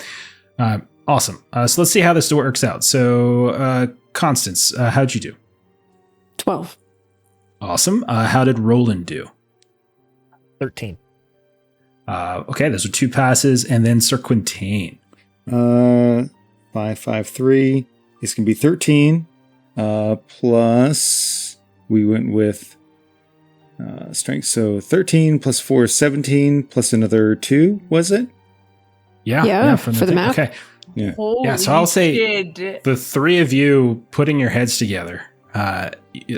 So part of it's like Constance, you're looking maybe at the edge of the crater. Like if this is funneling into here, there's got to be kind of an entrance. Roland, maybe you're like peeking at the next building over, and maybe there's an auxiliary hatch somewhere in the cellar, and then like Sir Quintain, like you're finding your way and just like moving some of this debris. And Constance and Roland, you kind of come together in a spot like underneath. Constance comes from like the edge of the crater, burrowing in and underneath the next building, and Roland, you like flip open a hatch maybe down in the cellar, and you find like this access tunnel. Sir Quintain, like when you kind of catch up with the 2 of them, you can see that tunnel is blocked by some of the debris that has like kind of rushed down this shaft. But you're able with your great strength to kind of clear. And the 3 of you stand, kind of somewhat crouched if you're particularly tall. If you're not, you're fine. But you see like there is this tunnel. It's not a sewer tunnel, but there's this auxiliary tunnel that seems to go into the darkness underneath these buildings. And you can see that many of these gas pipes seem to run along it as well. And if this schematic is correct, you have a very clear path on how to navigate these upcoming tunnels to get to the valve station.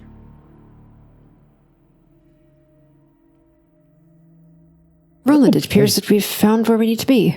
And Quintain, did you wrangle Ivar? Did she follow along behind you? She's only been biting my shoulder for the past 5 minutes. It's fine. I don't fully understand why. Hopefully the farther away that we get, the effects will pass. Well, this is what we like to call patina. It happens with bronze, and it's fine. I've licked my armor several times before. I understand. I appreciate the appreciation. She just continues to gnaw on your shoulder. Tastes like butterscotch. Like an old man. There's like this awkward, like, sort of like padding. So we'll assume you follow the tunnel for a bit.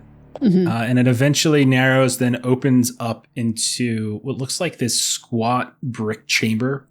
And as you step in, your lantern lights give you all the illumination you need. You can see the walls are lined everywhere with pipes and pressure gauges.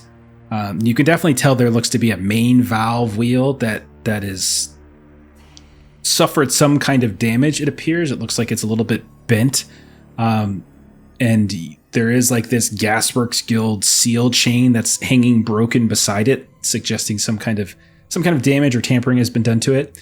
There is a desk, like a workman's desk, with a stool that's been knocked over onto the side. There's a logbook that is open on the desk, and there is this like mundane lantern that is kind of burning on top of it, including some kind of like hard metal lunchbox.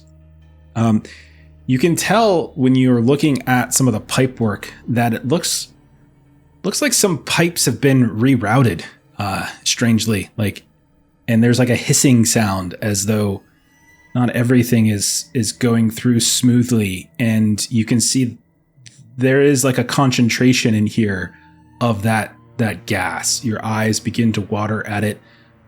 Ivar, you start to see a little bit of like the hallucinations coming out from the corners.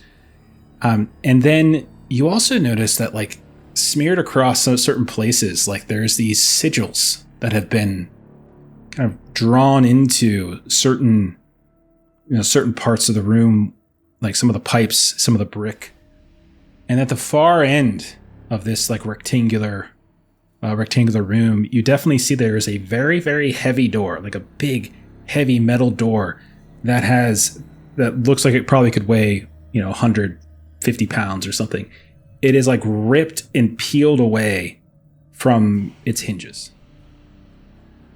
So let's go around the horn. What do we think everyone is doing here? Constance, what do you think your attention gets drawn in this case?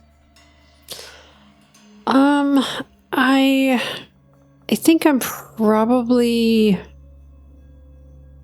trying to make some sense of the sigils, maybe. Okay. Yeah. So you head over and like, you definitely see like there's a certain level of there's like crudeness to it. And it definitely seems as though it wasn't like drawn with any great care. It was kind of drawn maybe with some quickness to it. Think about what you might want to roll to maybe deduce some more. Roland, what do you think you would be drawn to? The door. A door that heavy is meant to keep things in or out, and to be ripped from its hinges like that is, that's a feat of strength. So I'd like to investigate that. Yeah, when you look at it, like the bottom part of the door, like the bottom hinge is barely connected still. The top hinge has been ripped clean free. And it definitely looks as though the door has been like slowly melted and bent. And so it's like a lowercase r. You do notice on the outward side of the door, not the inward facing side, that there's like scorch marks and claw marks on it. And it definitely also looks like on the interior of the door, like the room facing side, there are some kind of sigils that you think have been long kind of etched into the frame and like into like the around the door itself. Like not things that have been hastily drawn, but like literally etched into the door around its exterior. And just looking into where the door opens up to, you can see that there's like this series of ladders and stairs and like a tangle, and you think it goes down. What do you think like catches your attention, or what might you try to like deduce from sort of examining this? Yeah, I think the sigils that were carved there, I would guess that they were like, I'd like to use Outlaws maybe to see if they were meant to be like arcane locking sigils or something that like I would know that like I've experienced before, like keeping me in or out of somewhere. Along those lines. Yeah, I would say, yeah, let's make it a 14, but yeah, let's do that roll. While you're doing that, Ivar, what do you think, where is your attention being drawn to in this room? Those scorch and claw marks by the door. Okay, so you're over by Roland. Okay. Yeah. Yeah, you can definitely see that the scorch marks, it sort of colors this thick iron door. And you can see that on the exterior side, like something has just clawed into these deep grooves of this thick door. Beyond that, like, is there something that you're trying to like deduce from what you're looking at? I was wondering if I might roll an infernal roll and see if there's any kind of familiarity with anything I might have come across before. Yeah, that sounds perfect. Yeah, give me, and I'll say a 12 for that. And then Quintain, where do you think you get drawn to? So this may be like previous to the game, we talked a little bit about trying to do arcane rolls of a sort. Yeah. I think seeing like what we've come into, the previous knowledge that there is the fire related stuff, and seeing the scorched marks on there, I think he takes a knee, puts the sword out in front of him, kind of has the hilt in front of him where he's kind of like looking through it out in front of him and starts muttering a prayer. Grave and wonderful Luna, I beg upon you to bless us with your calm and cooling serenity as we face the fires of these fiendish foes. Let it not consume us, for we will control ourselves and comport ourselves with the nature that you would insist that we do. Let us maintain our cool heads and not let these things burn upon us. We will forward ourselves forward in the collective state. And he just loses track. Because, Okay. It's like he's got this prayer that he used to have memorized, and it just kind of fizzles out. What effect are you looking for in this case? Like what? Basically, some sort of boon against fire-themed stuff. Some sort of resistance against flame. Because it was very clear there was a lot of fire-themed stuff from what we saw ahead of time. We see it on the doors here now. It seems like we're about to cross the precipice. Praying to the lunar goddess, the celestial thing that might have a cooler nature to give us a little bit of heat resistance. Yeah. Are you doing celestial? Is that your angle? Yeah, celestial here? possibly. Yeah, celestial sounds good. Okay. 14 would be the requirement. Okay, 5, 4. I only got a 13. It was close. Not quite. Yeah, you feel like a coolness wash over you for a moment. Do you have a lot of guile that you might want to reroll? Yeah, it's true. You can always guile reroll. He does. Yeah, I will. I like the idea that he forgot half of the prayer. He's like so close, and then he forgets a chunk of the prayer, and he's like, yeah, I'll spend one of my guile. Okay. Oh, that was a really good idea. Because hell yes. So that will actually get me to a 14 with one of my dice being a 6. Okay. Nice. So yeah, in this case, a 6 you could do for effort if you wanted to re-roll one of your other die to see if you can get higher. What were your other dice rolls? I've got a 6, 4, and a 2. I guess I could re-roll my 2 in the hope for something. The only danger there is if you roll a 1, you would, I think. I rolled another 2. It's the same. Okay. Right? It's just what happens. Yeah. At least the guile reroll worked. I forget the words, my sweet silver lady, but I beseech you, protect my friends. Okay, and I'll say all of you feel this like coolness suddenly on you, and maybe if any of you have like tattoos, or if you have any kind of objects that are of divine nature, celestial nature, you feel this like glow to them. And yeah, I don't really know mechanically the way to handle this, but what I'll say is everyone give yourselves like a +4 to your endurance right now. We'll say. Yes. Ooh. So you have a little bit of ablative or a little bit of temporary HP kind of situation going on. Constance, from kind of where she is, will just sort of like feel this and just kind of look over like, Quintain, is that you muttering things over there? Yes. Oh, appreciate it. You're welcome. I appreciate Constance, you too. Constance just scowls. Constance, you were looking at the sigils scrawled on the wall, Yes. right? Did you have a role in mind for this? I was assuming infernal. Yeah, I think that's fine. Yeah. Oh my god. It's a crit. 666. Okay.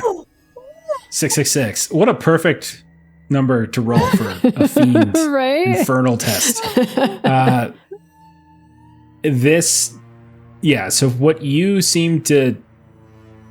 know is that this is a curse of some kind. Like it was something that was done to kind of weaken. It's like a curse of weakening. It's something that causes not people per se, but like structures to become weakened in a particular manner. And it looks as though, as you're looking at it, it was used perhaps to like weaken some of these pipes that have been kind of ripped free. And you notice that other pipes seem to have been like reconnected. And then there's also that big valve that has been damaged. So someone used like this weakening spell in here to just cause portions of the pipes to just be easier to redirect in some fashion. Well, this is certainly done it. Purse right up here. Is it possible for me as a follow-up to, and especially since it was such a good roll, to like sort of like know what I could do to sort of like break the curse? Yeah, I mean, you just scratch away. Okay, and I was wondering if it was that simple or if it was going to be sort of like a counter. Mm-hmm. Okay, so, and she will just sort of reach into, you know, kind of a little kind of trinket bag kind of around her waist, and she'll just like spit on like a rag and just start kind of like wiping it down. And that's about the look that she has on her face, just a distaste of kind of this curse that has kind of taken over this area. And just a little elbow grease will do it. And she's just spitting and kind of like all right, smudging this. And then Roland, you were doing your outlaw roll, right, to try to sort out what was going on with this door. Yeah. And I rolled very poorly, and I do not want to spend another guile to re-roll on it. I got 6 on the dice, and then +3 for outlaws, so 9 total. 6 total on the die, or did you roll a 6? 6? No, I'm sorry. I got a 3, a 2, and a 1. So 6 between 3 dice. Yeah, and then terrible. +3 for my skill, so 9 total. Yeah. Between the damage done to the door, it's kind of hard to tell. Like, one thing is for certain, the etchings along the door have been here for quite some time, but you've never faced these types of etchings before. Certainly, if you've ever tried to, in your burglar days, to break into certain people who have maybe some kind of arcane knowledge, the very thing you're talking about of like arcane traps and magical traps, they definitely exist. You're not sure with this. If it is, it's something that you've never encountered. Gotcha. Thank you. Yeah. So Ivar, you were trying to assess if there's something about the claw marks or the scorching, and you were rolling infernal. So how did you do with that? 12 with a 6. Okay. So the 6, if you had the 6, all you would need, the only thing rolling a 6 would do is if you wanted to re-roll one of your other dice. Nah. 12 is a pass, so you're fine in this case.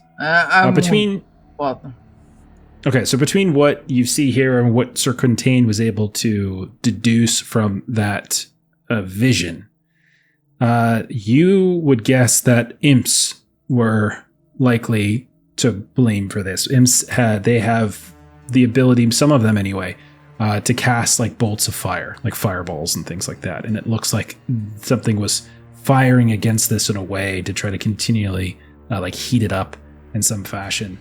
The claws, on the other hand, that is less certain. You're not entirely sure. Some imps certainly have claws, so it's certainly possible they could have scraped into it. But it also could have been something with a little bit more strength to it.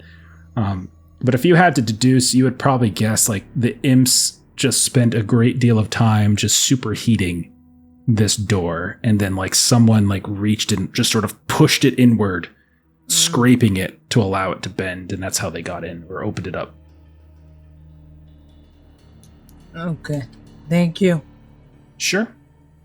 Okay, so what do we want to do here? There's this open door that Roland and Ivar were looking at. There's a series of these dark stairs and ladders and such, some kind of maintenance access to who knows where below the city. There's a few other things in here that you could take a look at, but what do you think you all would be doing at this point? So one question that I had, because there was some damage that had been done to some of these like vents and pipes and things. Might it be possible for a couple of us to try to work together with like production and do like an arcane roll to try to like get some of these pipes sort of like more magically like fixed back together again? Certainly, yeah. So we could do some assisting. So the way assisting works, if someone wants to help another person, so someone's going to be the main person rolling for the final test, but anybody who wants to assist, you choose a skill. It doesn't have to be the same one that the person doing the final roll uses, but how you're trying to contribute and help. And your target is a 10. And if you get a 10, they get a +1. And so if anybody wants, so if Constance, if you're trying to figure out ways with your knowledge of what you've observed here, those triple sixes giving you like scrubbing this away, seeing how you can reorganize some of these pipes. If you want to be the final roll, other people can chip in if they would like. So I would say that Constance would go over to Roland and say, Roland, I know that you are skilled when it comes to urban things. I could help you, and maybe we could fix this before we move along. It's a very vague compliment, but it's still a compliment, and I appreciate it. And Constance has a permascowl, so she doesn't really respond to that. Is that a yes? I suppose you want to fix the piping for the city. Is this the plan? Well, I suppose if we got a couple fittings, I suppose we could try. We'd have to reroute a few things. Do we have any? No, just more. We could not mechanically, but we have extra powers. We can just make it so. Like, we don't actually need like the wrench. Like, we just, can though. You can do it. Arcane. I don't have time for that. I suppose if you want to do everything the cheating way, then yes, we could try. I mean, we have people's lives to save, so I would rather do that than go track down a toolbox. But I can assist you. Yeah, Roland is happy to try and fix some pipes at Constance's request, even though she started nicer and then ended up a little bit meaner by the end. I somehow think Constance is like related to Jesse Ventura from Predator. She ain't got time to bleed. I struggle playing grumpy characters because I want to play grumpy characters, but I'm just not. And then I remember partway through that I'm supposed to be grumpy. Yeah, Constance. So you're rolling production. You're trying to hit a 10. Yeah, I got a 13. All right, so that's a +1 to Roland for. I'd also like to roll production, and I want to do this the manual way as much as possible, despite what Constance says. Okay. This is going to be a 14. All right. Shit. And you get a +1. So that's a. With the +1's not going to help with this roll, but you did help me, and I don't want to waste it, so I'll spend a guile. I did a 4-1-1 on there. So I'll spend a guile. You got to stop with those ones. It's probably going to roll great in combat. The rest of you are screwed. Yeah. Not that it's going to be combat. These Norse Foundry dice, though, they're either great or awful. So the 2 1s became 2 6s. So that's 6, 6, 2 is 14, +1 for Constance, +2 for production. That's 15 total. 15 total? I'm sorry, 17 total. I think it's higher. I'm awful at math. Yeah. Okay. Okay. So what I'll say this is allowing you to do is rearrange the piping the way it's supposed to be, because someone seems to have changed it, and so you're able to pipes that had been melted down or like kind of clamped in some way. You're able to like refit like with some of your some of Constance's arcane work, but also Roland and your more practical use of tools and things like that. But you also notice like as you go to try to reorganize the pipes, someone left like protections on this.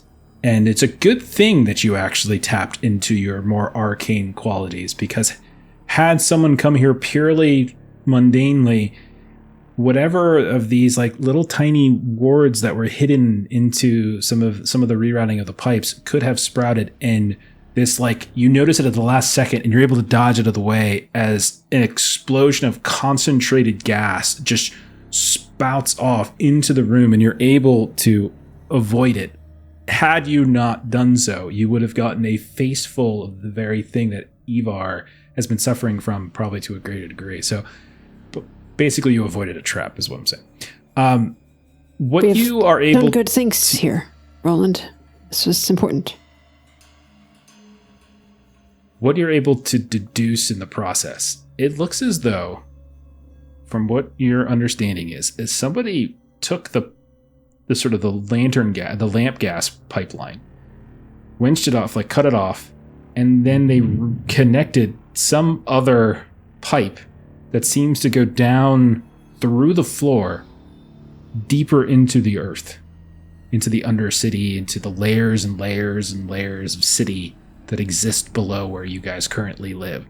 So there is some unknown, uncertain, unlabeled pike coming up out of the actual ground that has been fed into the lamp, like the lamp feed, and is pumping something. And that's the thing that shot that concentrated yellow gas out. And you're quickly able to kind of like cap that off and then redirect the lamp gas. And as you hold like maybe one of the ends of the lamp gas pipe, you get that familiar smell that you would get from a lantern, and you're able to kind of fix that up, which means that you're confident that that yellow fog out by the crater is going to dissipate now because there's nothing feeding it. And you're also confident that whatever was pumping that hallucinatory yellow gas was coming from below. Someone is trying to sabotage the city from below. We have easy access to the depths. I suppose we start climbing down now. Agreed. Yes, they're affecting the buildings and affecting the people. This is... You said down the stairs? We'll follow you. So I scramble over that like melted door to get to the you said it's like ladders and stairs and like all like sorts ladders of stuff, and stairs. Right? As you hold your lantern down, you see this like shaft that goes well down with this like crisscrossing array of half broken catwalks, melted metal stairs, old stone stairs, a ladder here or there, and everything is, it's like it's been spliced together or randomly put together in a fashion to kind of create this strange linkage of debris to create something to climb. It is not an easy climb, so everyone's going to have to decide on how they approach this climb down. This is going to be a 14 required roll. You guys can approach it however you want to carefully maneuver down, which looks to be a very treacherous climb down a very deep shaft. So start with Sir Quintain. How does Quintain make this climb? Why, this is simply elementary. There's nothing strange about this. You simply put one foot in front of the other, and you continue to move. I will just brute force myself through this. Okay. Ivar. So wait, what skill were you using? I'll probably go for strength. Oh, okay, yeah, okay. I'm like, brute force is a skill. Ivar, what do you think you're doing? I think I am following suit. I'm going to also brute force, but I'm stepping where Sir Quintain has. So okay. strength. I'm flattered, Ivar. Thank you. So you guys are just ripping things and throwing around and stepping on this and that. You hear a creak as the metal starts to bend. I also Roland, agree that foothold is quite faulty and should be thrown away. And then you just see it fall. Roland, what would you do? I want to be the opposite of them, where I am very gently like sliding down ladders and just parkouring through the parts that I need to, trying to call on my dexterity to get through. Yeah, perfect. And then Constance. So I'm thinking that I'm relying more on resolve, so sort of like going kind of carefully and, you know, kind of pushing the physical abilities past normal limits is kind of what I'm thinking. My argument for resolve. Okay. I like it. Everyone give a roll. We're looking for a 14. If anyone fails, let me know. If anyone critically fails, definitely let me know because you've fallen a long, long way.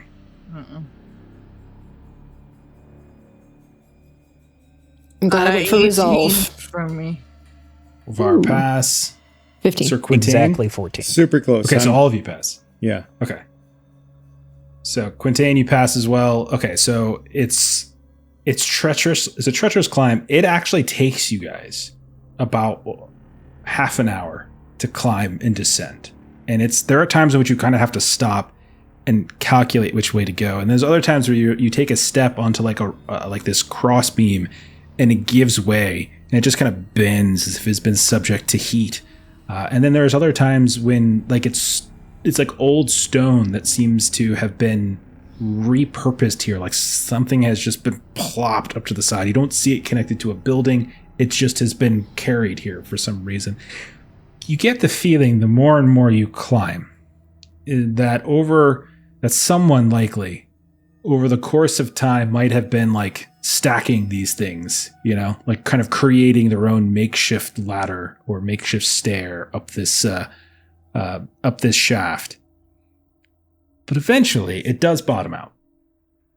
And there's a little bit of a drop that you have to do at the very end, but it wouldn't harm anyone like yourselves. You all land and you see this dust kind of come up. And when you look around, you find yourselves in this vast like cistern. And you're not even sure if it's like a functional still. You're not even sure. It doesn't look like the type of thing that the city seems to be using any longer. It's like sewage and water is kind of handled a different fashion. And you can look around you and you can see like the stone here is kind of scored floor to ceiling with these scorched sigils, and you can see some are very old and faded, others are very fresh and new and smoking. As you kind of move through some of this chamber, you see at the center this cracked pool, and it's quite large, this circular pool at the center, and it's churning with this thick, viscous, like black gold fluid. And you can see there's like this sickly yellow fog, not unlike what you've seen above, that is rolling off its surface in these little waves. You notice that there's like crude tubing that's like running out of the pool, and it seems to connect to these two distinct pipes, one of which seems to connect to one of the walls and starts to venture upward the way you came. Those of you, so Constance and Roland, you think that might be what was connected up in the vault in the valve station.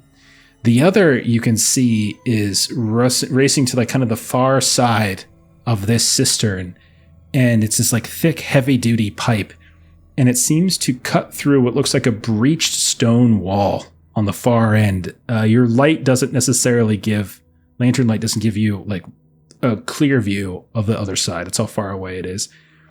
And then you also notice like there are other people in this cistern. They're not immediately next to you, haven't alerted anyone to your presence just yet, but you can see that there are a handful of imps that are perched near this apparatus that's near the pool itself. They seem to be like watching various gauges.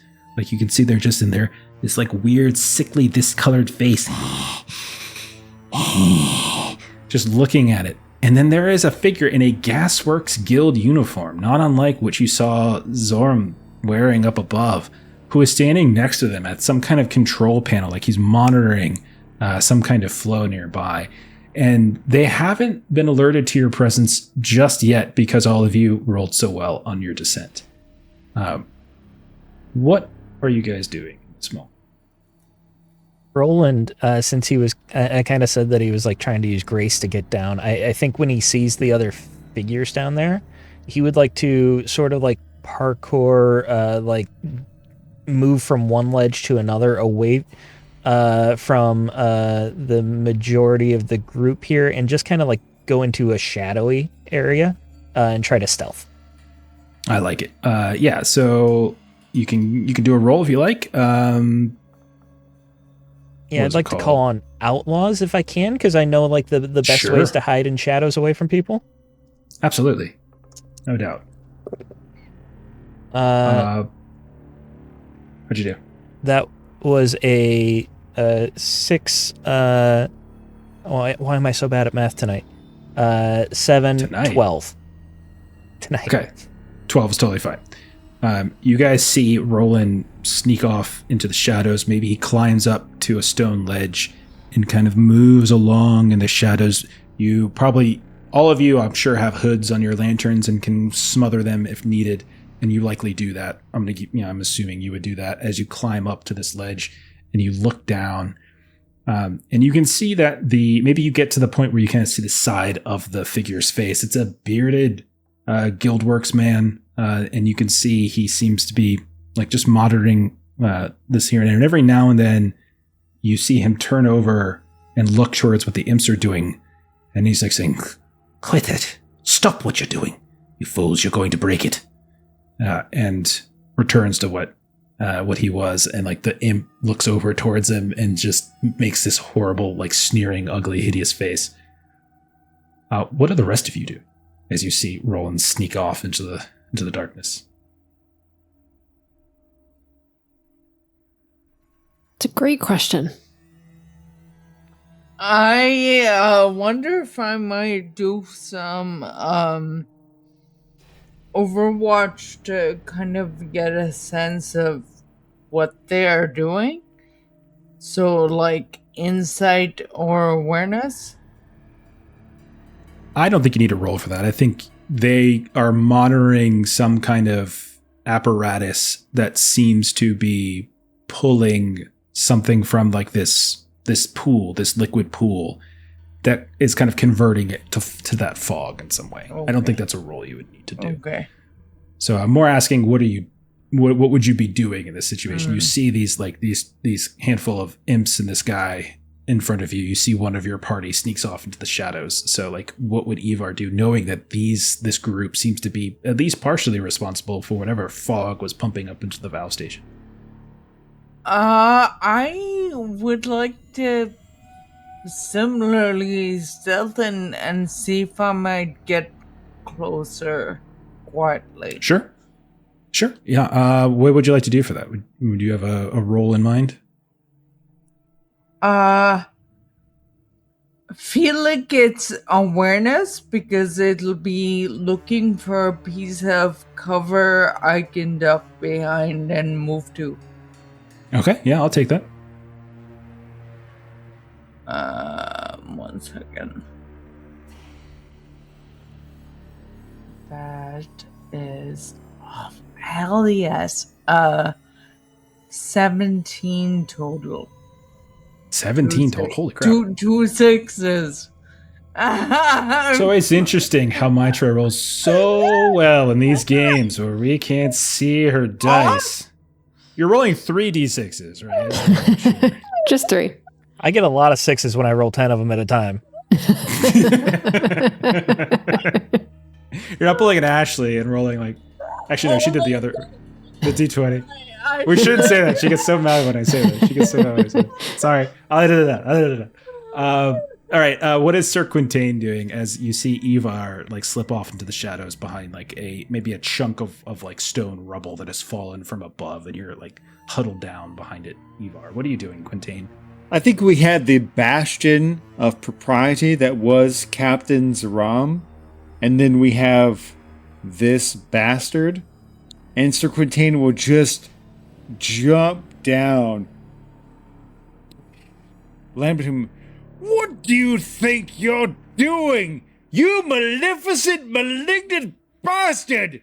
Think upon the worsening of the world around you you're doing. Do you even understand the meaning of your actions, sir? Hell yes. So before that kicks off, yeah, Constance, we're gonna kick that off. That's gonna happen. I just wanted to give be something Constance he a would chance. do. It just seems Yeah. Oh no, for Actually, sure. I had just thrown a message in chat saying, "Want to go straight at it with me, Quintain?" So that was definitely Okay. Constance. Oh, I see it now. Like, Yes. like Perfect. gets up her thorn vine spike, and is just like ready to go straight at him and disrupt this right next to Quintain. He does the talking. He's so disappointed She's because got the other that guy right was up. like so upright, and this guy's like not. So you storm in, you give that speech. Constance, you have your weapons at the ready. You see like the imps turn around.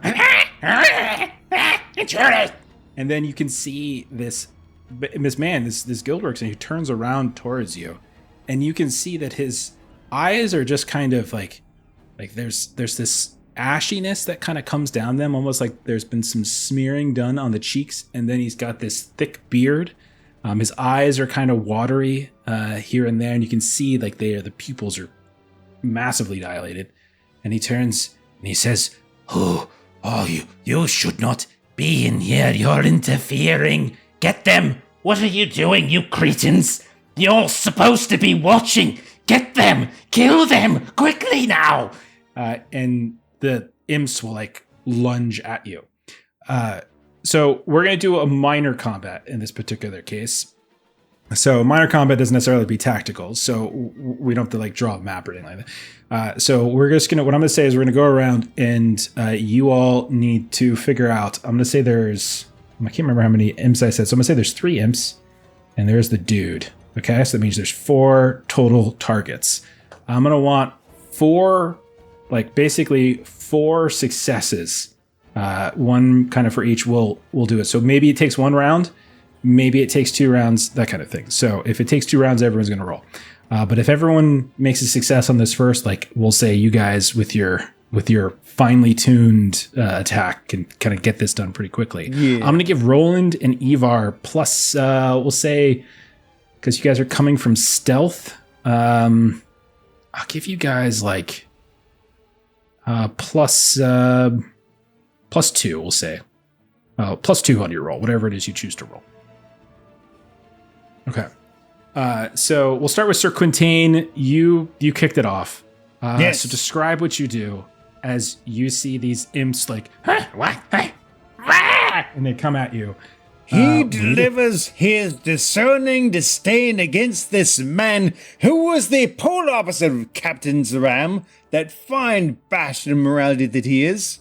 And then he will just reach back, hold forth the broken Avenger, and sweep it at a broad stroke in the air around him.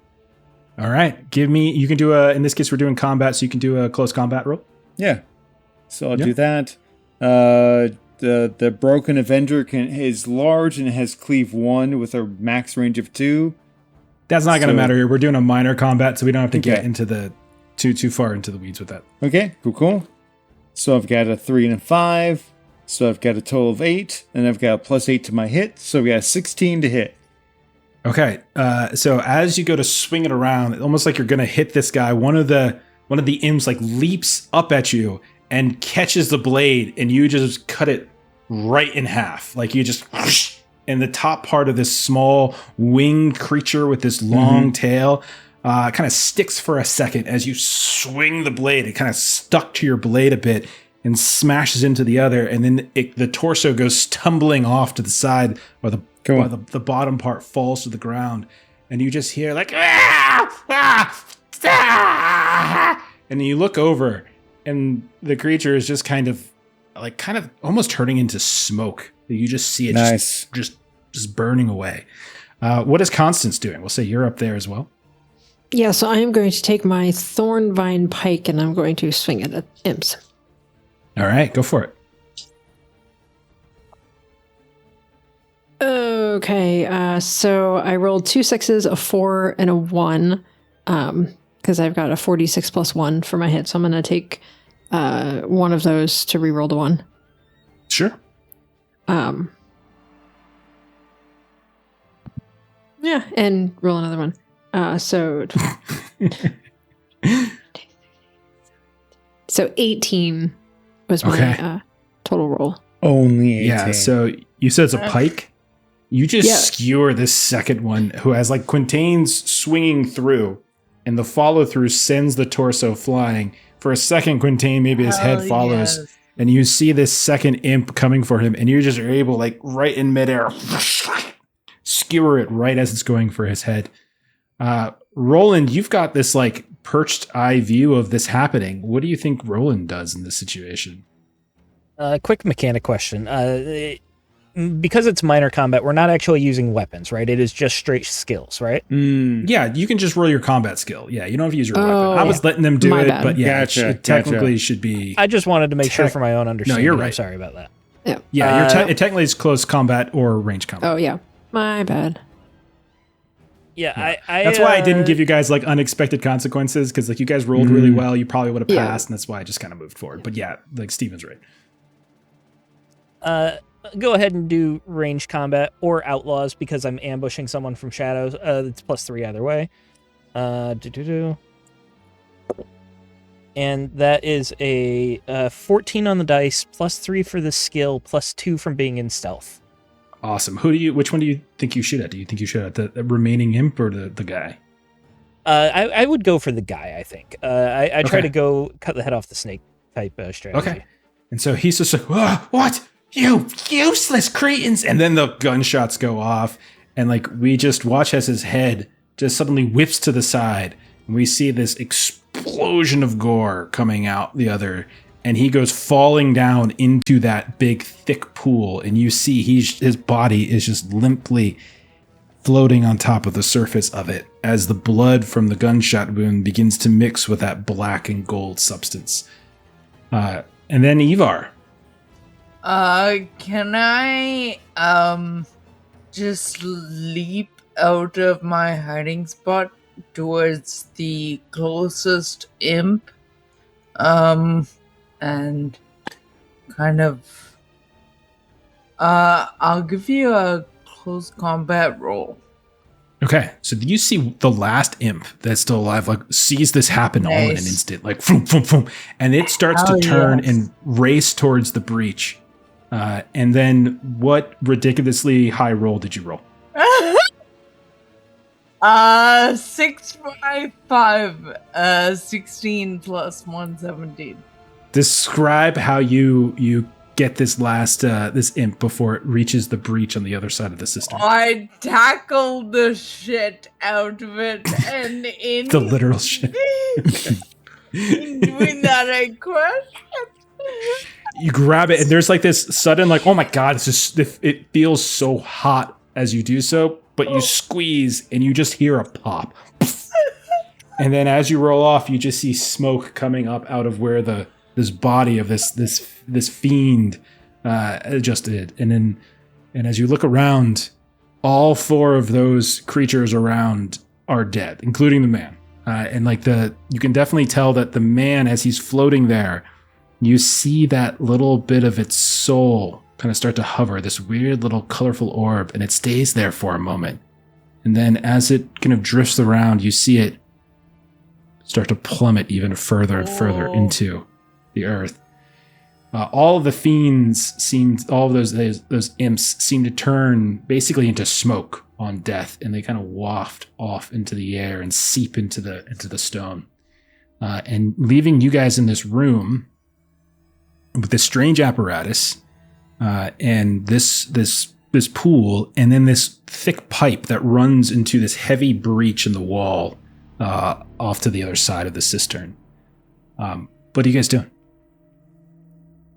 So can we undo what they were doing? Is there something like something that we can Sure. turn off or something mechanical? You've already capped it to the top, so you know that the pipe going up has not working, but there's also this other pipe that's running strangely through the breach on the other side of the cistern. That doesn't seem to have been affected by whatever you did upstairs. You can definitely tell that one of the gauges, as you look at them, is down, like it's not functioning, stuff's not pumping. You assume that's the gauge that maybe reads what goes up towards the valve station. So you can make a roll if you like, if you want to try to do something clever, or you just smash this shit to pieces. Like you could also just do that too. It's up to you. Smashing sounds fun. Do a strength roll. Yeah. No, I don't think you have to roll. I think you guys are strong enough that you could break this machinery. Yeah, that's not an issue. So it does seem like whatever, like there's this alchemical apparatus that you just bash to pieces.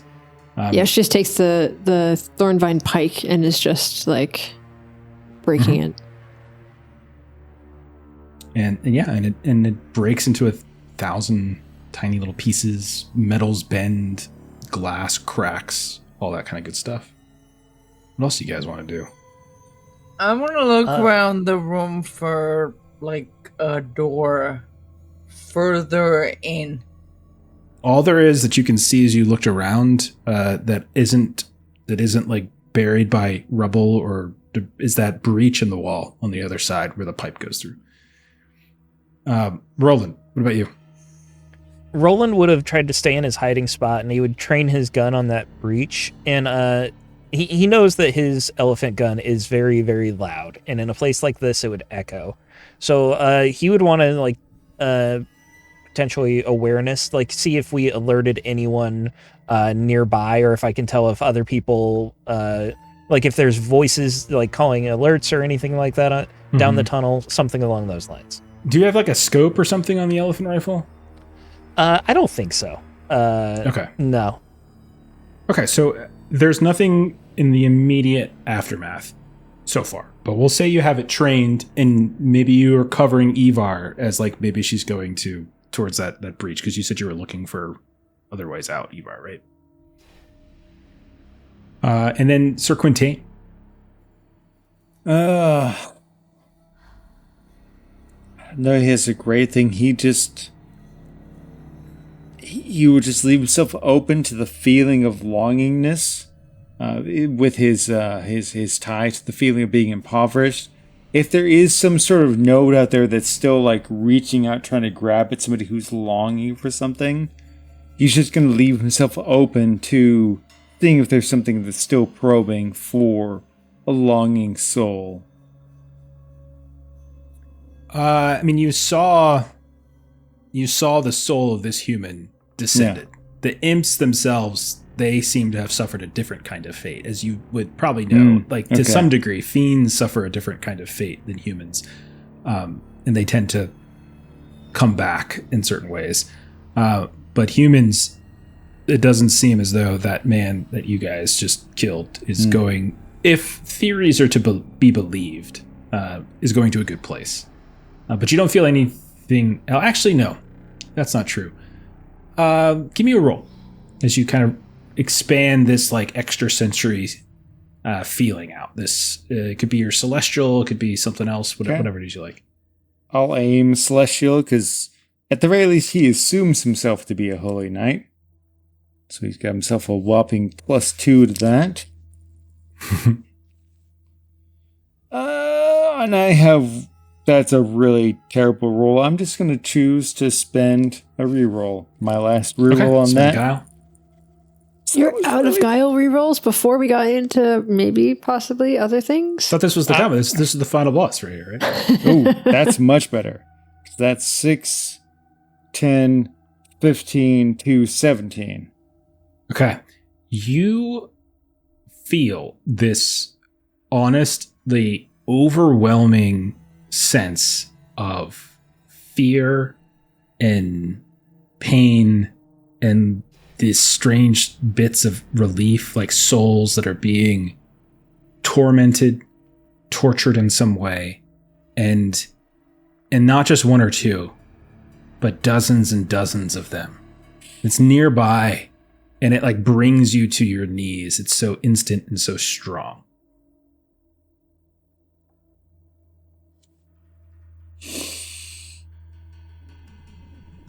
I should have been here with Sir Zaram. Captain Zaram had the right of it. I should have been here with the people helping them.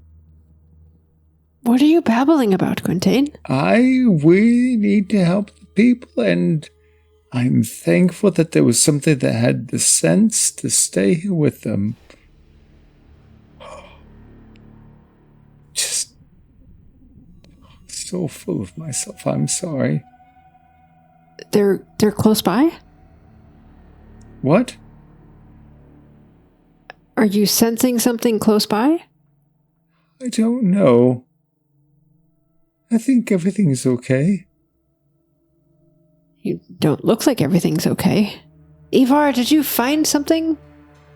Just want to be clear, like, you got overwhelmed by a sense of pain as souls are being wrenched from themselves. Like, it is not a good feeling that you're feeling right now. Yeah. Like, you're... Okay.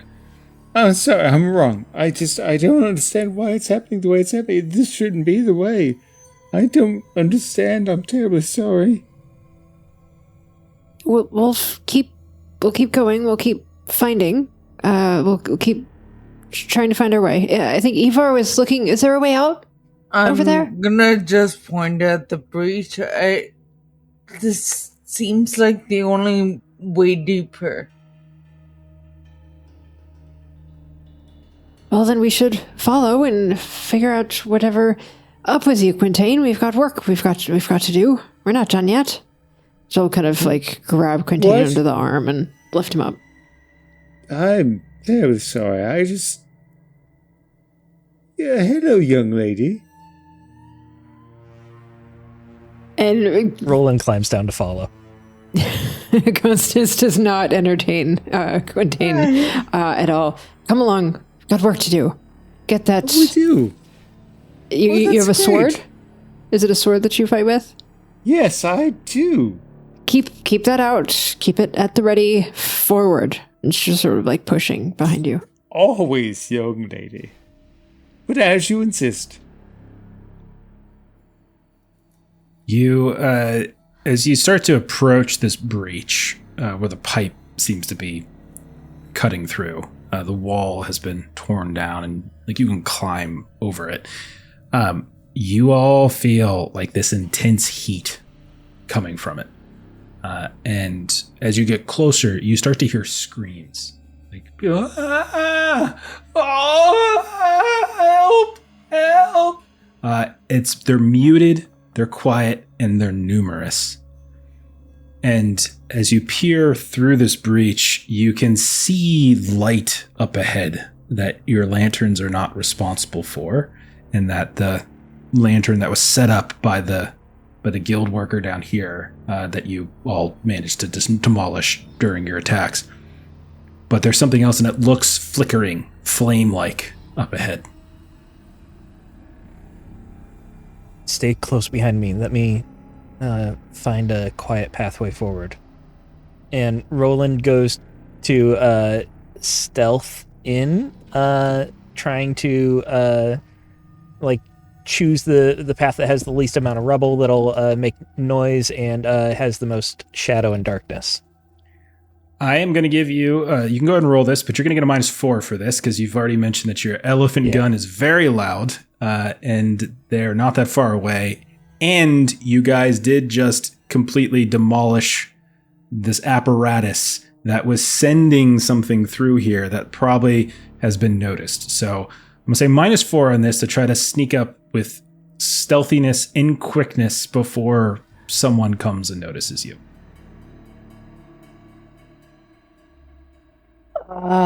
That is a... assuming I'm using outlaws here, that's totally fine. 13 -4 would be a 9. I don't think a guile's really going to do much for me on this roll, so I think we just got to accept the failure there. Okay. Yeah, so you are moving just fine. Like, you're moving quietly and quickly, and you come to the edge of this, but you already can tell as you look down and into this massive chamber that there seems to have been some reaction to what you all have been doing. So what you see as you stare down into this chamber, Roland, is it looks as though that street and the block itself, the tenement buildings in the street, have collapsed all the way down into this relatively narrow corridor of like rubble and debris. Like, everything has literally just fallen a couple 100 feet down. And you can see the relatively intact tenement facades off to the left and off to the right on this long chamber. And you also can see, as you look through this kind of bright reddish fog in here from smoke and from fire, on the far side of this, there is this it's like the rubble is going up to a platform. The pipe that you've been following continues to come into here and seems to split off. These smaller pipes seem to feed off into the tenement buildings to the left and to the right. And at the far end of this chamber, where you can see like this series of rubble leads to a raised platform of some kind. This mixture of like broken masonry and like heated slag. You see an image that you saw in your vision. You see this massive fiery portal that is churning and it is growing. And every now and then you hear a poof, and you watch as this glowing orb seems to leave just like through the wall somehow of this one of these tenement buildings and just travels up towards where this glowing portal is and kind of feeding it just like you saw in those dreams. And you realize that there are people left alive in this tenement building, and the fires and the gas seems to be torturing them and killing them and causing this portal all the way to the other side to grow and grow. You notice too that a large number of imps have already marshaled themselves and are beginning to walk, fly, and hop in the direction of the breach. Like they are literally coming towards where you're trying to sneak out. And then up ways in the debris area, you can see there are two robed figures that are standing near this large, like colossal, according to the, it's not like the size isn't bigger, it has like a trait. This large, like smoldering body of like cracked stone and jagged horns. And again, it reminds you very much of the image that you saw. And as all of you like bump into Roland from behind, you can see this in front of you. So I'm going to bring you all to a map as we are going to try to do this whole tactical combat thing for the first time. Yay. Hell yes. So let's see if I remember how to do this. All right. Let's get this. That's so cool. Okay. So you guys can rearrange yourselves and where you're at on that map to the south. And Jeremy, I'm more than happy to move you around. I'm just using some of the stock art from the, not stock art, from the art from the book. So like Roland, I know you don't look like that, but that is what the art is for the Apex, and that is the art for the martyr and all that kind of stuff. I can zoom in a little bit on it. I don't think there was, at the time of us playing, there was not art for the beast, so I just grabbed something else. And then the crazy art. I know that's not what Quintain looks like, but that is what the deranged art looks like. It just looks absolutely insane. Super cool. Super cool. All right. So what I'm going to say is, because you guys sort of alerted them and you weren't able to sneak up fast enough, there is not going to be a surprise round, but we are going to do a proper combat here. So let's dig into it.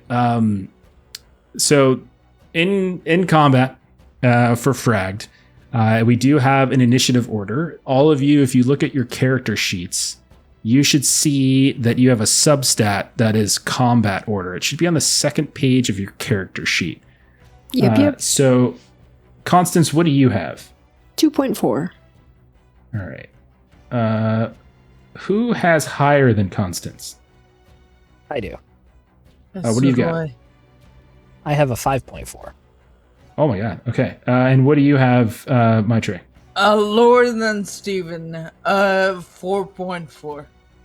Okay. And then what do you have? Quintain? Me and Constance, 2.4. Okay. Side fantastic. by side. Yeah, Right. I think our builds were similar. And then let me get my stuff in order here.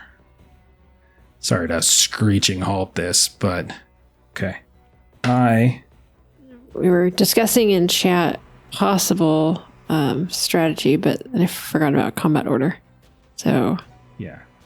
And there is no holding your turn. There is the Overwatch action that you can take, but it's not, you can't like hold and delay in this game. And then my dude. So Okay, what I my will dude doesn't go just last. say to meta a little bit is that What? Constance, everyone would know this. Constance's utility is a crackling grenade. So I would plan to throw a crackling grenade at a group of imps. So if people want to leave me a little bit of space to do that so you don't get hit. So let's talk about, before we get in, let's actually talk about combat a bit. So you guys didn't get your surprise. That's fine. But we're in order, and Roland, you will get the first crack at action here in a second. On your turn, you get 2 actions per turn. And when we talk about actions, this is one of my favorite parts of the Frag games. The actions in Fragged are meaty. Like there's a lot to them. It's not just a like roll to see if you attack. Like there's different things that you can do. So I'm just going to go through them, and so that we're all on the same page. One of the things that you can do is reposition. So since all of you are PCs, what that means is one of the things you can do on reposition is you can kill a henchman.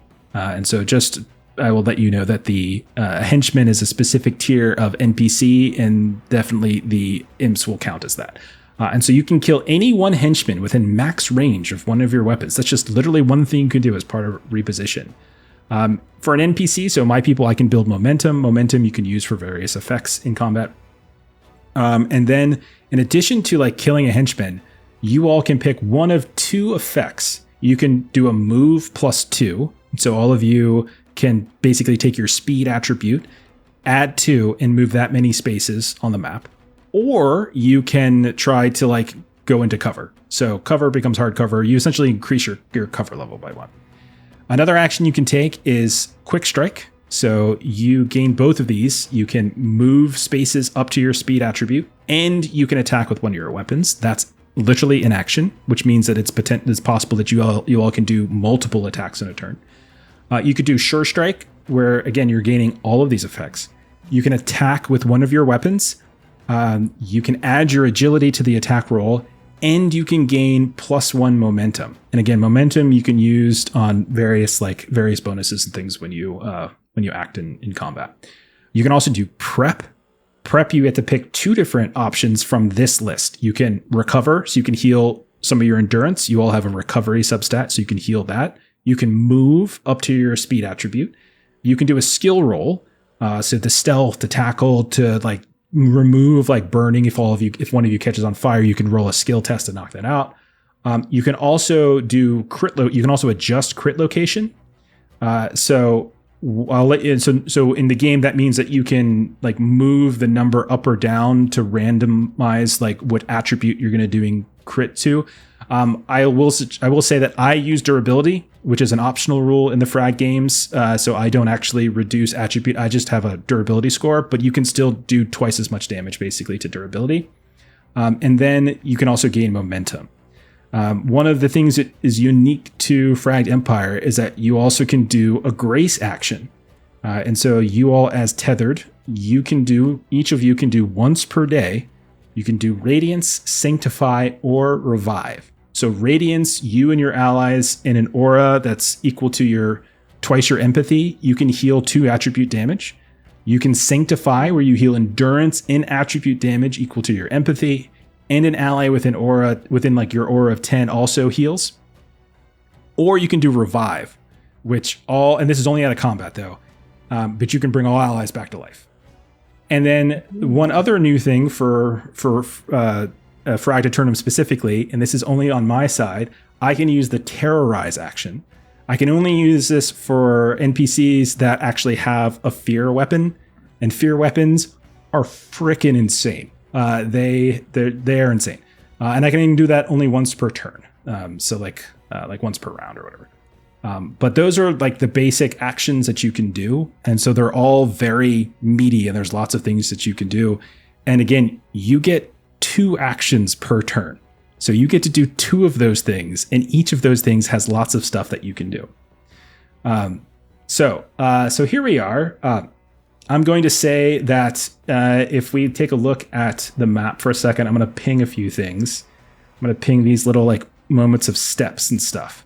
We're going to call that kind of difficult terrain that rubble is, and we're going to call that it's going to take twice as much of your movement to go. So instead of going just like 1 step, it's going to take 2. Otherwise, everything's okay.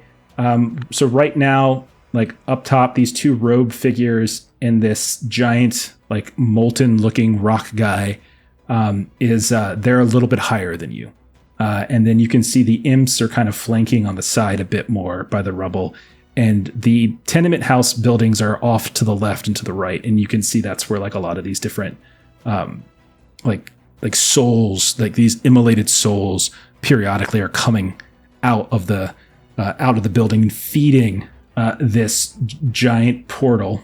It's gaining down on this giant portal that seems to be getting bigger and bigger. It's not quite to the size that you saw it in your vision, which might imply that the worst is yet to come if you're not able to shut this down quick enough. Okay. Any questions as we dive into the hardest part of Fragged Aeternum at the end of our 3-hour session? So where everyone's tired, a couple bits of drink. But we've got this amazing map and a kick-ass fire portal. Hell They make awesome stuff. Okay, so Roland, it is your turn.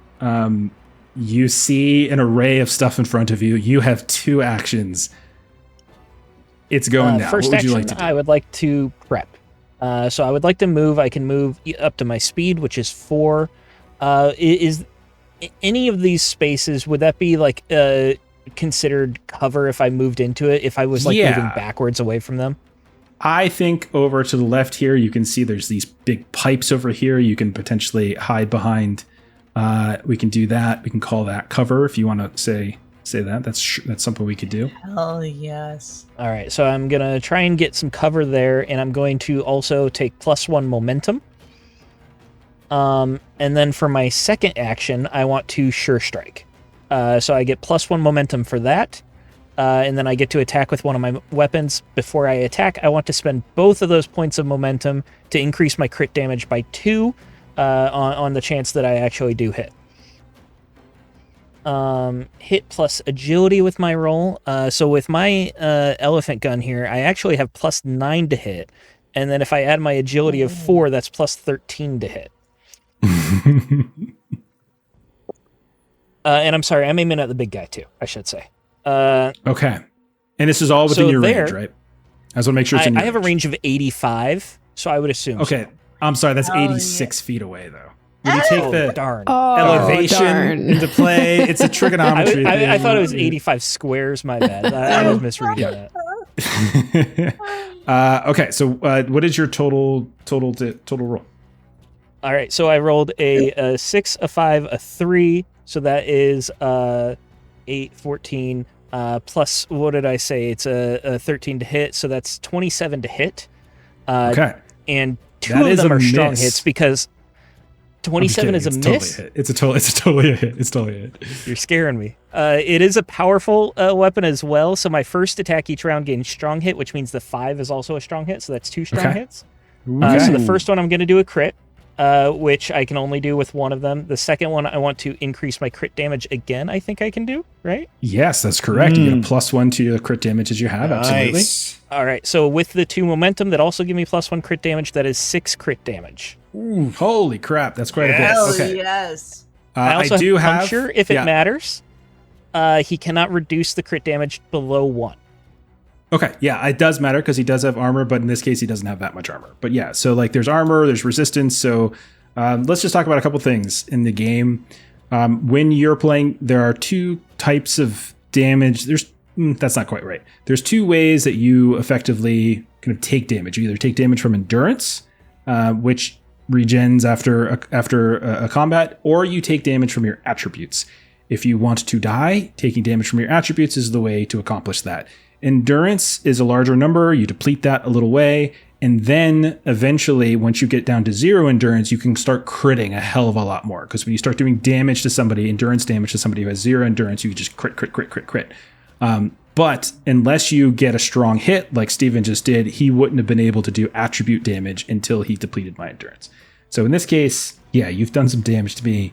So you come in, you see all of these imps start to race towards you, and this large creature, this large bloodhorn creature, this made of stone and slag and molten rock with these horns, turns to look at you, and right as they're pulling their sword out, they have this like big, thick, rocky sword that they're pulling out. You shoot, and you just see, and you see this chunk of rock goes flying through as you're able to crit it for some damage. And again, I don't do. I use the durability optional rule. I just find it a little bit easier for me to keep track of stuff. And then, how much endurance damage did you do? Because that's also important. Endurance damage, that's just a measly 3. I don't worry about endurance damage. I only do crit damage. All right, I do have, and we also have things like armor and resistance, which are things that can mitigate your attribute damage and your endurance damage. And so both of those are coming to play. So the big numbers that Steven said, they are smaller, but they are still very good. That's a hell of a hit. It's a hell of a first shot. Okay, so Roland races back, and we see he like kind of takes position by this pipe and just aim and fires. And that is your turn. You're all done with all your effects and things. Yes, sir. That's it. Okay. So this is the part where I forgot that I have to do this kind of stuff too. All right. So my guy is next. Oh, I'm sorry. I did have one more thing. Yeah, go ahead. I have Slayer trait once per round. Was this considered a Nemesis NPC? Dealing This is a attribute damage nemesis. to a Nemesis? This is, yeah. So I get +1 momentum for that. Hell Awesome. Yeah, so go ahead and take it. And so, yeah, momentum, by the way, there's things that you can do with momentum. So you can kind of boost your crit damage and stuff like that. There's a whole list of it. Melissa, do you have that list handy? So the easiest thing is that you can spend 1 momentum to gain 1d6 hit dice. Okay. So There's other things you can use it for, though, I think, right? Quick and easy thing. That's what I've got handy. You can also get +1 crit damage, which is what I I spent thought you mine could on. also increase your crit damage too. Yeah, which is a very useful thing as well. Okay. All right. So it is that creature's turn that you just shot, and he like you shoot him, and a chunk of him flies off, but then quickly starts to stitch up with this like the molten rock begins to reform, and you see like almost like there was horns on his shoulder, horns on his head, and he like grabs one of the horns on his shoulder and pulls it out of his body. It looked like it was just a horn, but in fact, he just pulls this long, giant, flaming rock sword out of his hand. And he's going to, what the hell is he going to do? I'm going to use his fear weapon. Okay, so I'm gonna use. I might as well just use a sphere weapon. Let's just do this. Okay. So I can do.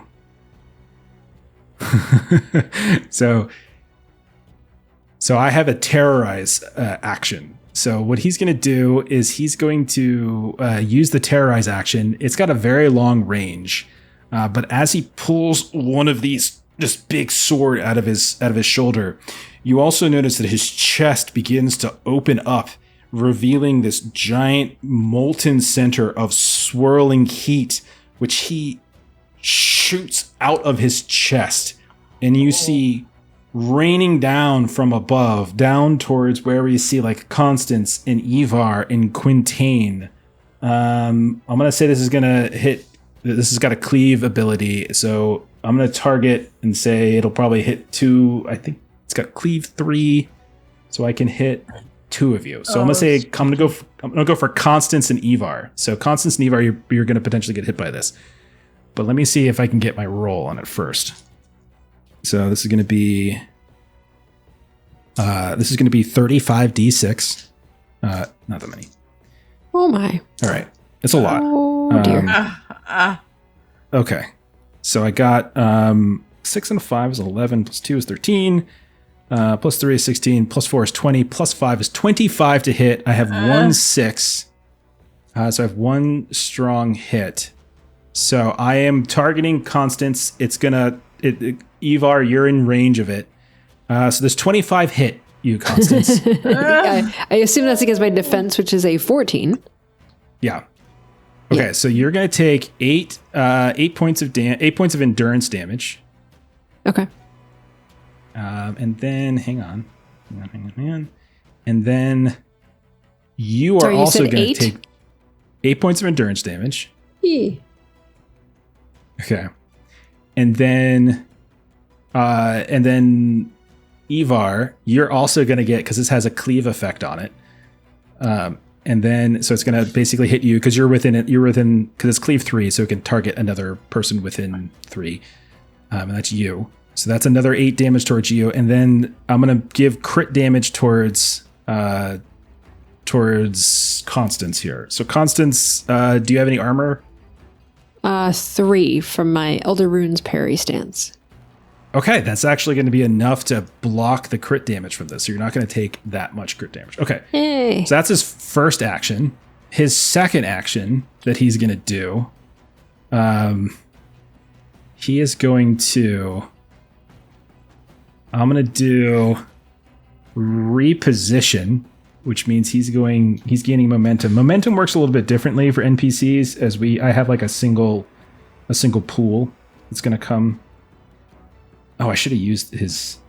That's right. Never mind. You're going to take a point of. I'm going back. You're going to take a point of crit damage, Melissa, as I'm going to spend 2 points of the momentum. At the start of his turn, he generates 3 momentum. So I'm going to spend 2 of that to do 4 critical damage to you, and your 3 armor will protect it, but you'll take 1 critical damage.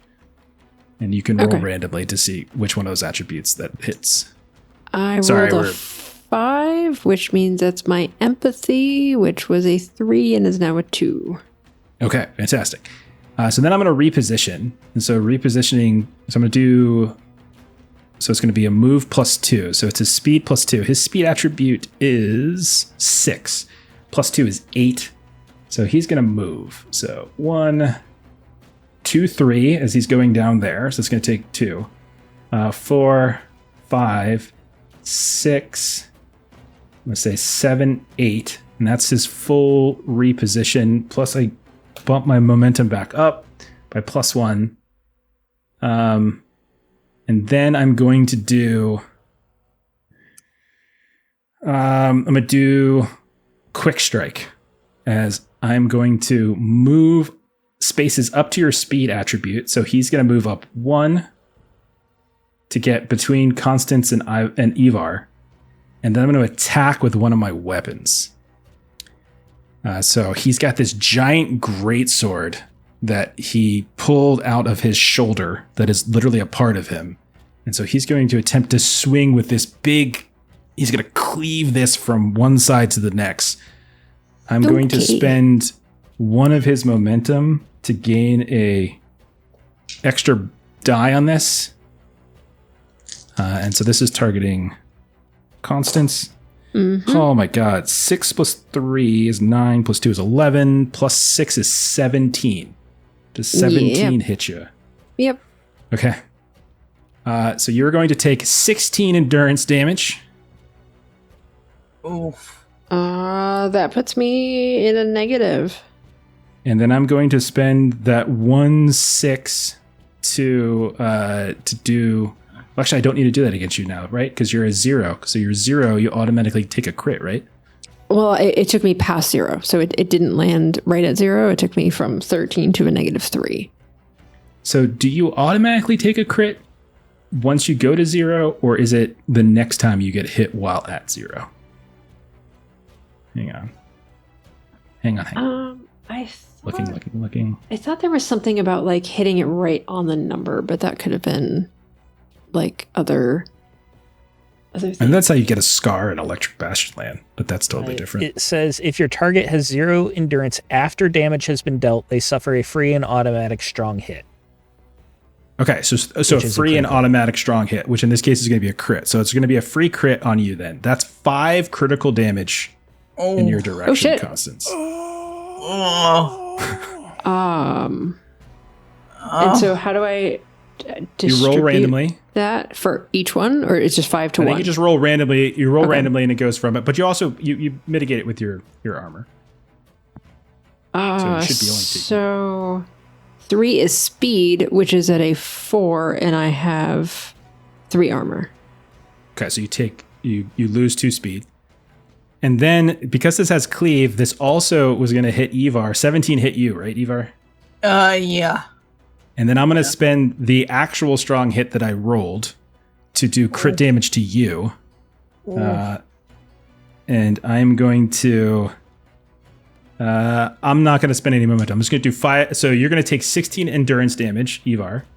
And then you're going to take 5 crit damage. Remember that reduce endurance damage you take by your resistance, and reduce critical damage you take by your armor. So are you done addressing Yeah, in a things sec. with Ivar. I just want to make sure that Maitre doesn't have any questions. Okay. So do you have Say it again. Reduce endurance, less resistance. your resistance? Yeah. So what resistance do you have? A 10. You have 10 resistance? Yeah. Holy crap. So yeah, you take 6 endurance. Okay. And then how much crit damage? How much armor do you have? Armor. Sorry, 1 second. No, I'm so sorry, I misread. It's not 10, it's just 0. Okay, I was gonna say 10 is Resistance. really high. I Yeah, was gonna say, that's really- resistance is 0, armor is 2-star. Okay, so you're going to take 16 endurance damage. You're taking the whole thing. Yeah. And then you're going to take 3 crit damage, which we can roll randomly. Just roll a d6. 6. Melissa, what's the 6? Guile. Okay, so go ahead and reduce your guile by 3. Okay. Okay, that is his turn. Brings Me Okay. to 0. So now we need Okay, to. you're okay at 0. You're okay at 0. Okay. Minus now 2 we is need where to- you don't want to get to. Yeah. Okay. So we need to address Constance becoming a specter. What? How are Right? you doing that already? You're not dead, are you? Are you dead already? Did it?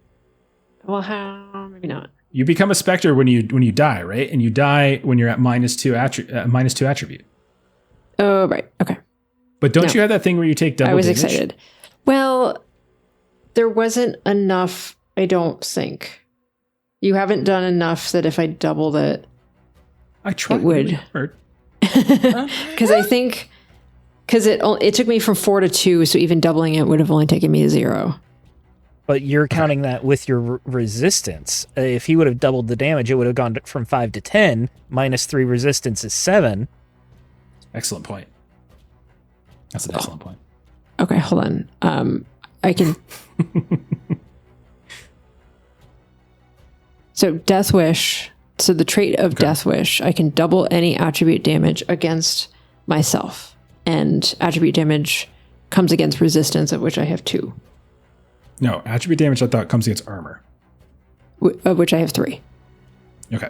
So it would have. So if you do that, it would have been. Stephen had it 100% right. Crit damage was 5 coming at you. Times 2 is 10. Minus your armor is 7. Okay, so then you kill me, and then now we do the specter stuff. Okay. So walk excited us about through the dying. specter. So now basically, Steven, remember the math because I forget it. So basically, when you become a specter, so I am allowed to become a specter because I have my lantern. I was not killed by a tethered. I wasn't already a specter, and I was currently in combat. So my physical body and all bonded equipment disappear and then reform. After a tethered dies, cancel all endurance and attribute damage that killed them as if it never happened. Okay. So I went from 13 endurance down to 1, which means I'm back up to 13 endurance. And then my speed is back to 4 because we undo Okay. that damage that was taken as well.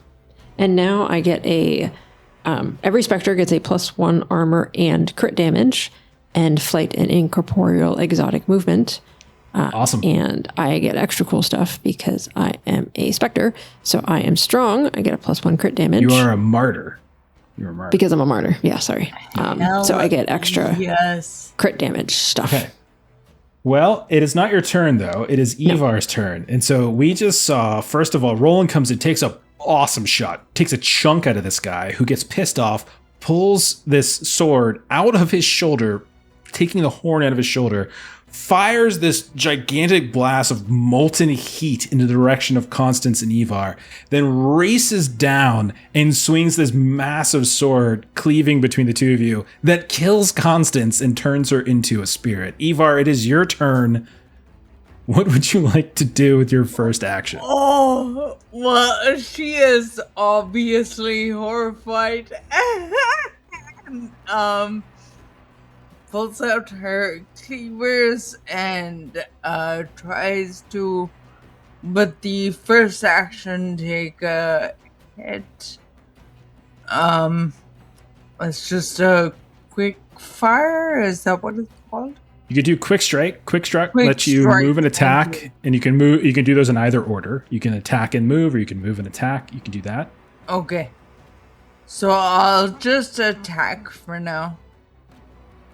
Okay. And I get an extra d6 from you, Mel. Do I not? For my hit. Yes, thank you for reminding me. So I picked up Faithful, which means that when I am a specter, all allies get plus 1d6 hit dice. So Okay. that's a 26 to hit.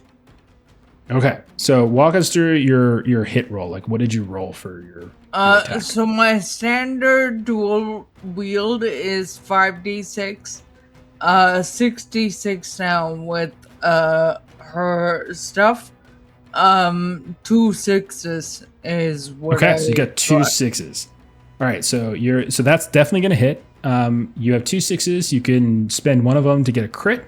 You can use the second one if you wanted to do a crit boost, which would actually increase your crit damage. Or you might have special strong hit purchases for your traits or archetypes that I don't know. But that's something you could do. No, I'd like to do crit and crit boost.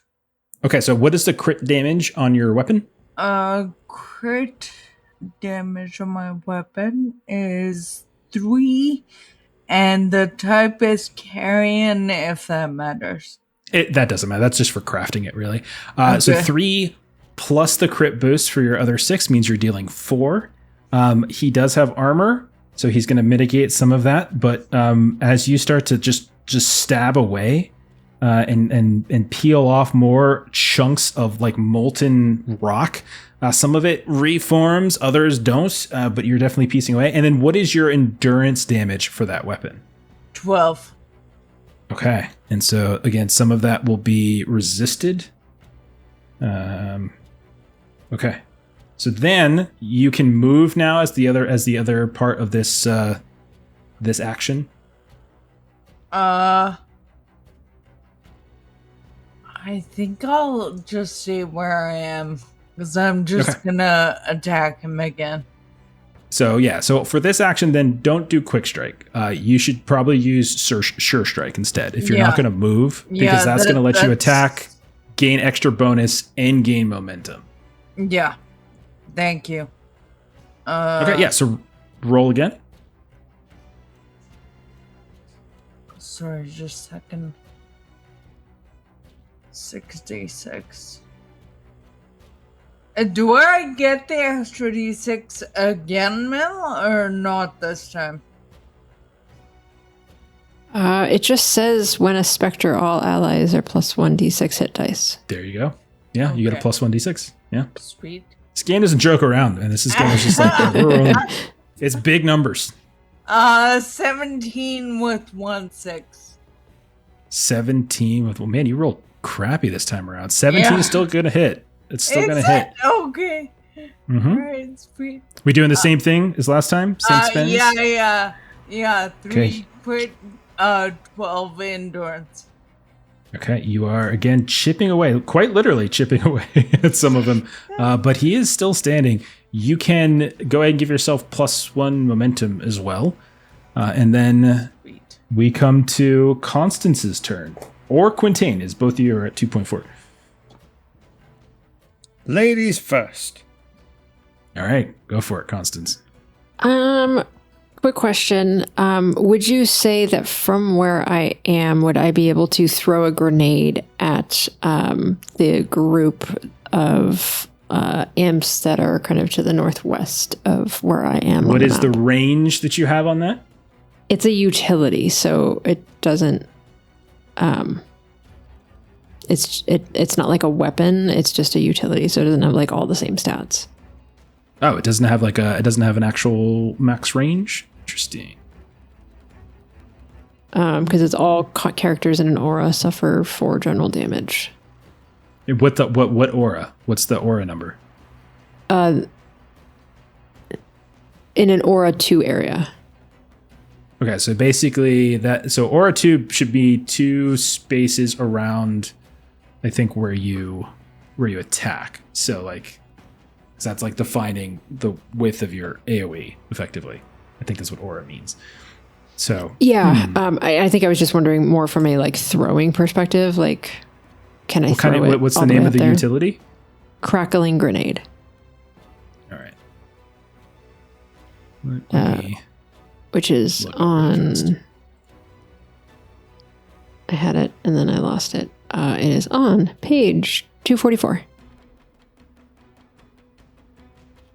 So once per combat, all characters in an Aura 2 area suffer 4 general damage.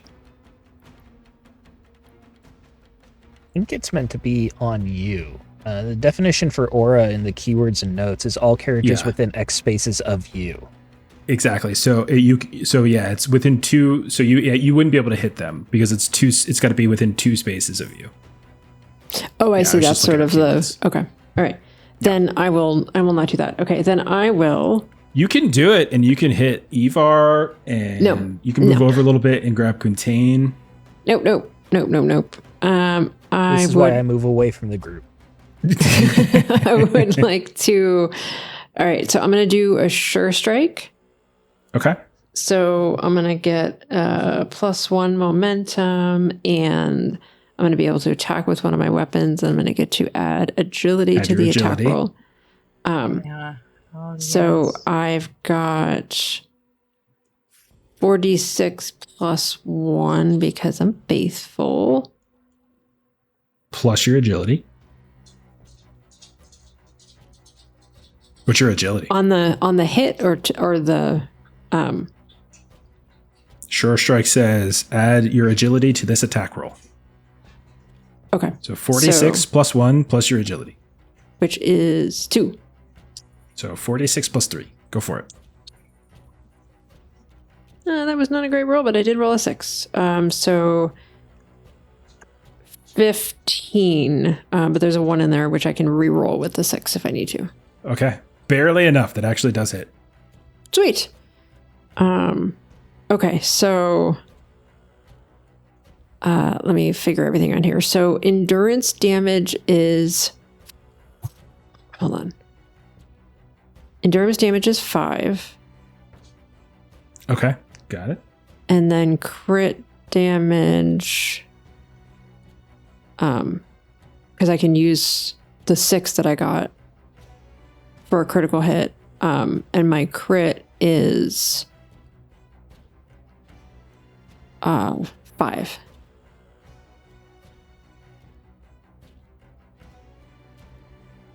All right. So 5. Okay. So 5 crit. Again, his armor is going to block some of that, this thick, heavy rock on the outside. But that, again, you are chipping away quite literally as more pieces of him start to fall and hit to this rubble ground. Like you're literally standing on pieces of the cobblestone road that fell down with the whole block, and this stuff starts to merge with the cobblestone. That's your first action, right? That's my first action. So I think I'm going to do the same thing for my second action. So I'm now Absolutely. sitting on 2 momentum. And then I'm going to hit him again. And I realized that I forgot to add my actual close combat skill the first time. Hey, Maitre, what's your weapons again? You're using twin blades? Yeah.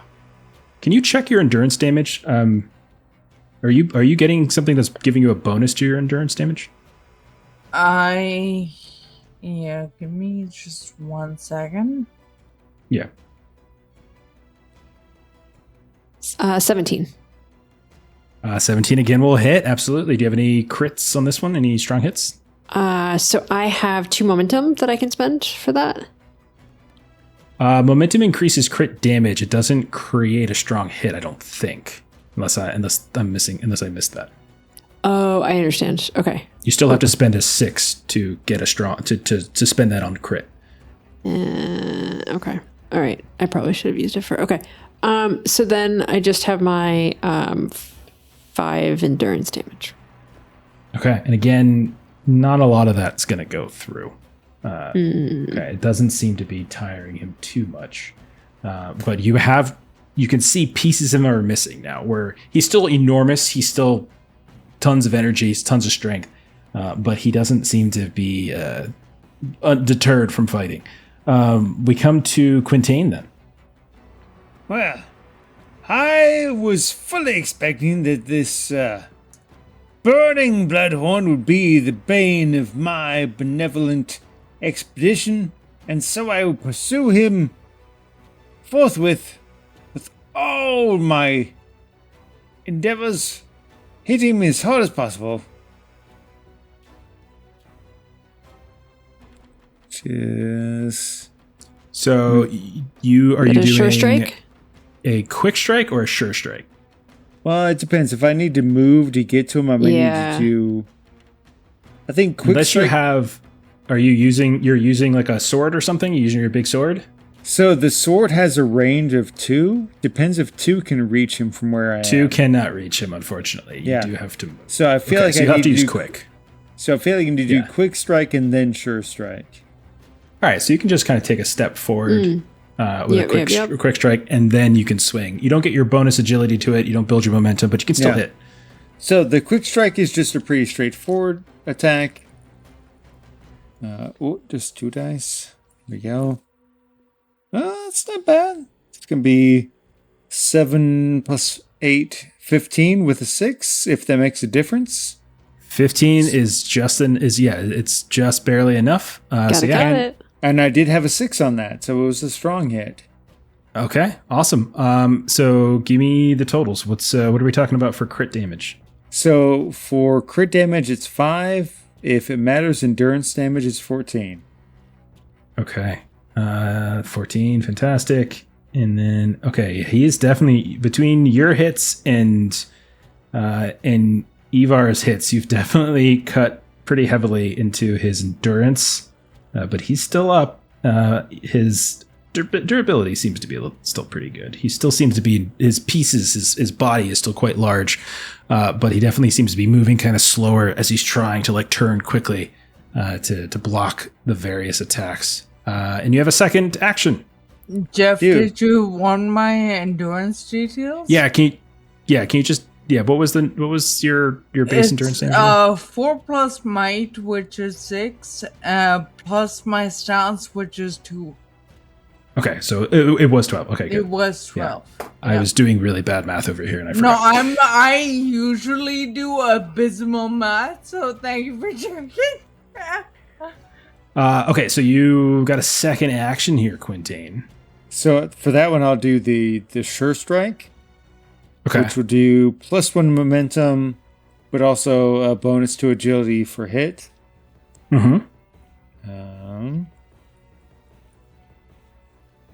Well, that's pretty good. So, 9 plus 8, 17 to hit. 17 will hit, yeah. Okay, 14 endurance. Okay. He is down to very little endurance right now. Okay.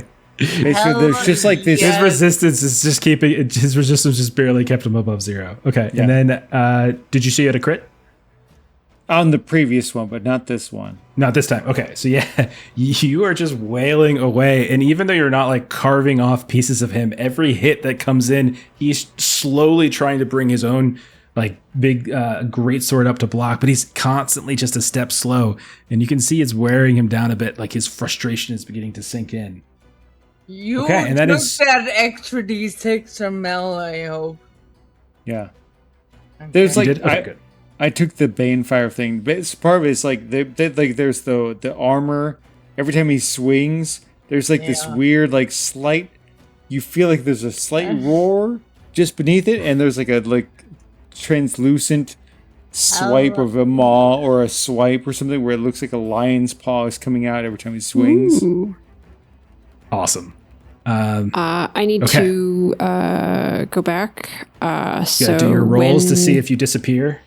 Yeah, so when you're a specter, at the end of each of your turns, you've got to roll 3d6, and you don't want to roll a 1.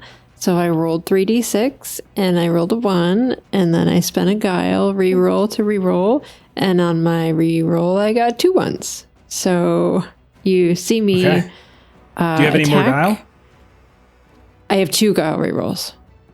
Because I think you can you keep spending and rerolling until you're out, or is it like once you reroll you gotta drop it? Kingdom used to be 1 roll. Yeah, I definitely don't remember specifically.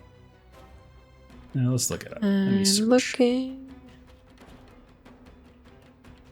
It just says you may reroll all 3d6 with a guile reroll point. Yeah, I mean, like, knowing that we could be wrong, I'll say if you want to spend your guile reroll again, you certainly could, unless Steven, Steven, did you find it? I found something. It looks like you could do it multiple times. It doesn't say you can't. I'm pretty sure that's how we did it in Fragged Empire. So way back in the day, I feel like we chained a bunch of rerolls sometimes. Yes. Okay. Well, let me try. There's nothing that says you can't. Well, okay, so it was meant to be because I have 3 times rolled a run.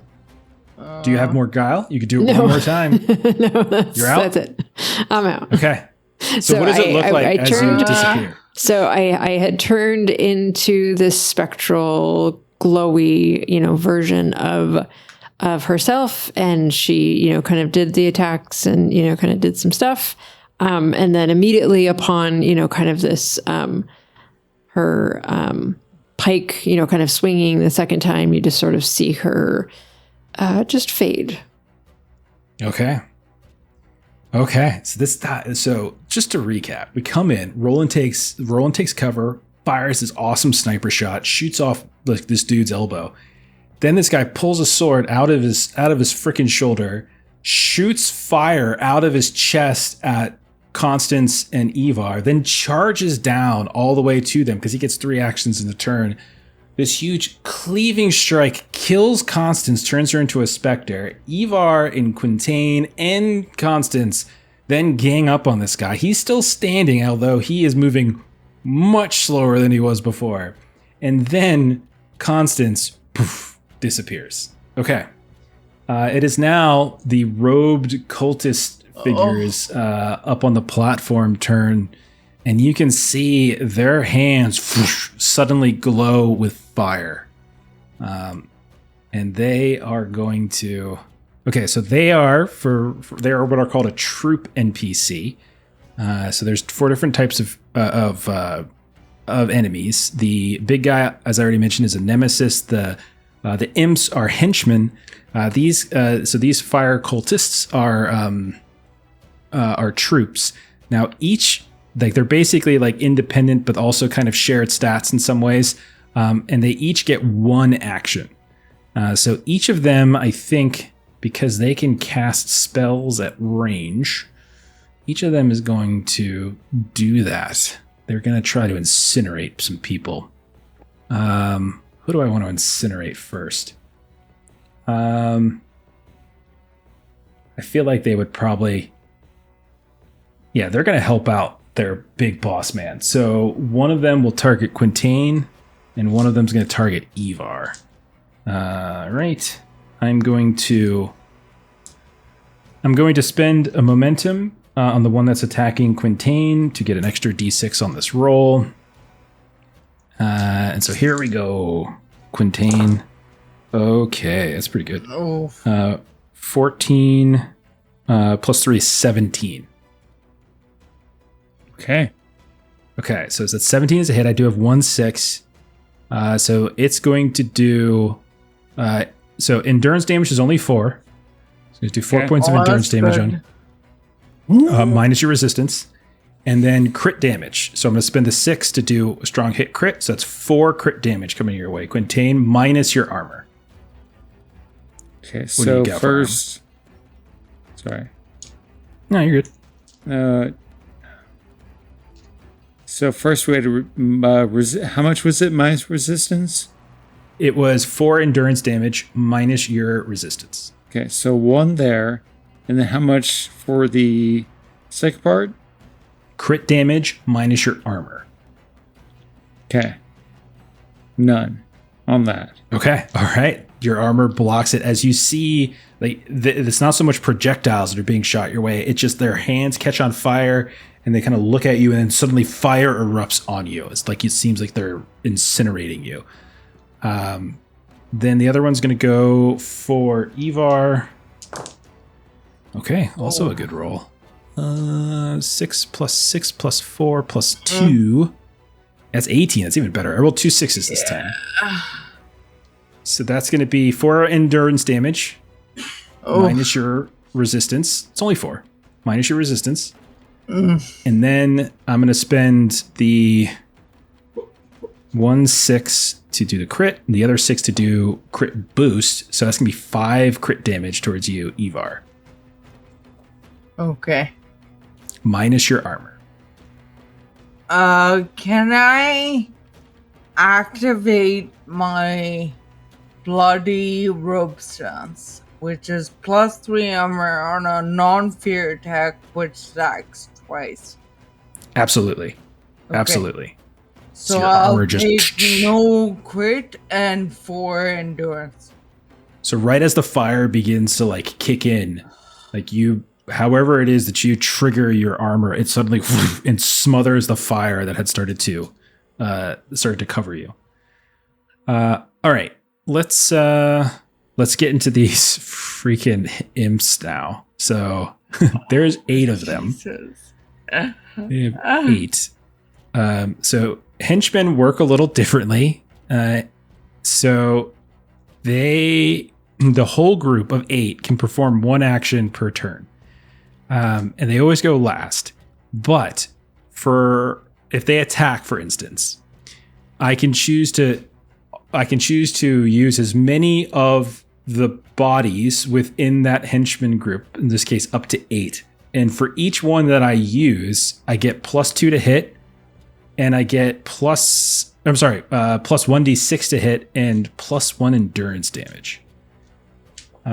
So I think, Roland, you're finally gonna get some.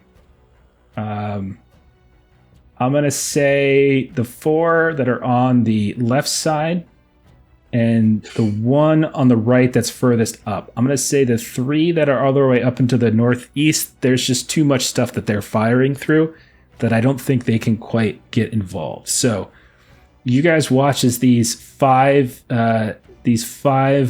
imps begin to sort of chant something in some kind of infernal language. Their entire bodies begin to suddenly swell with fire, and like there's this little streak of like fire that kind of connects all 5 of them, and then this huge fireball erupts from one of the 4 most creatures closest to Roland.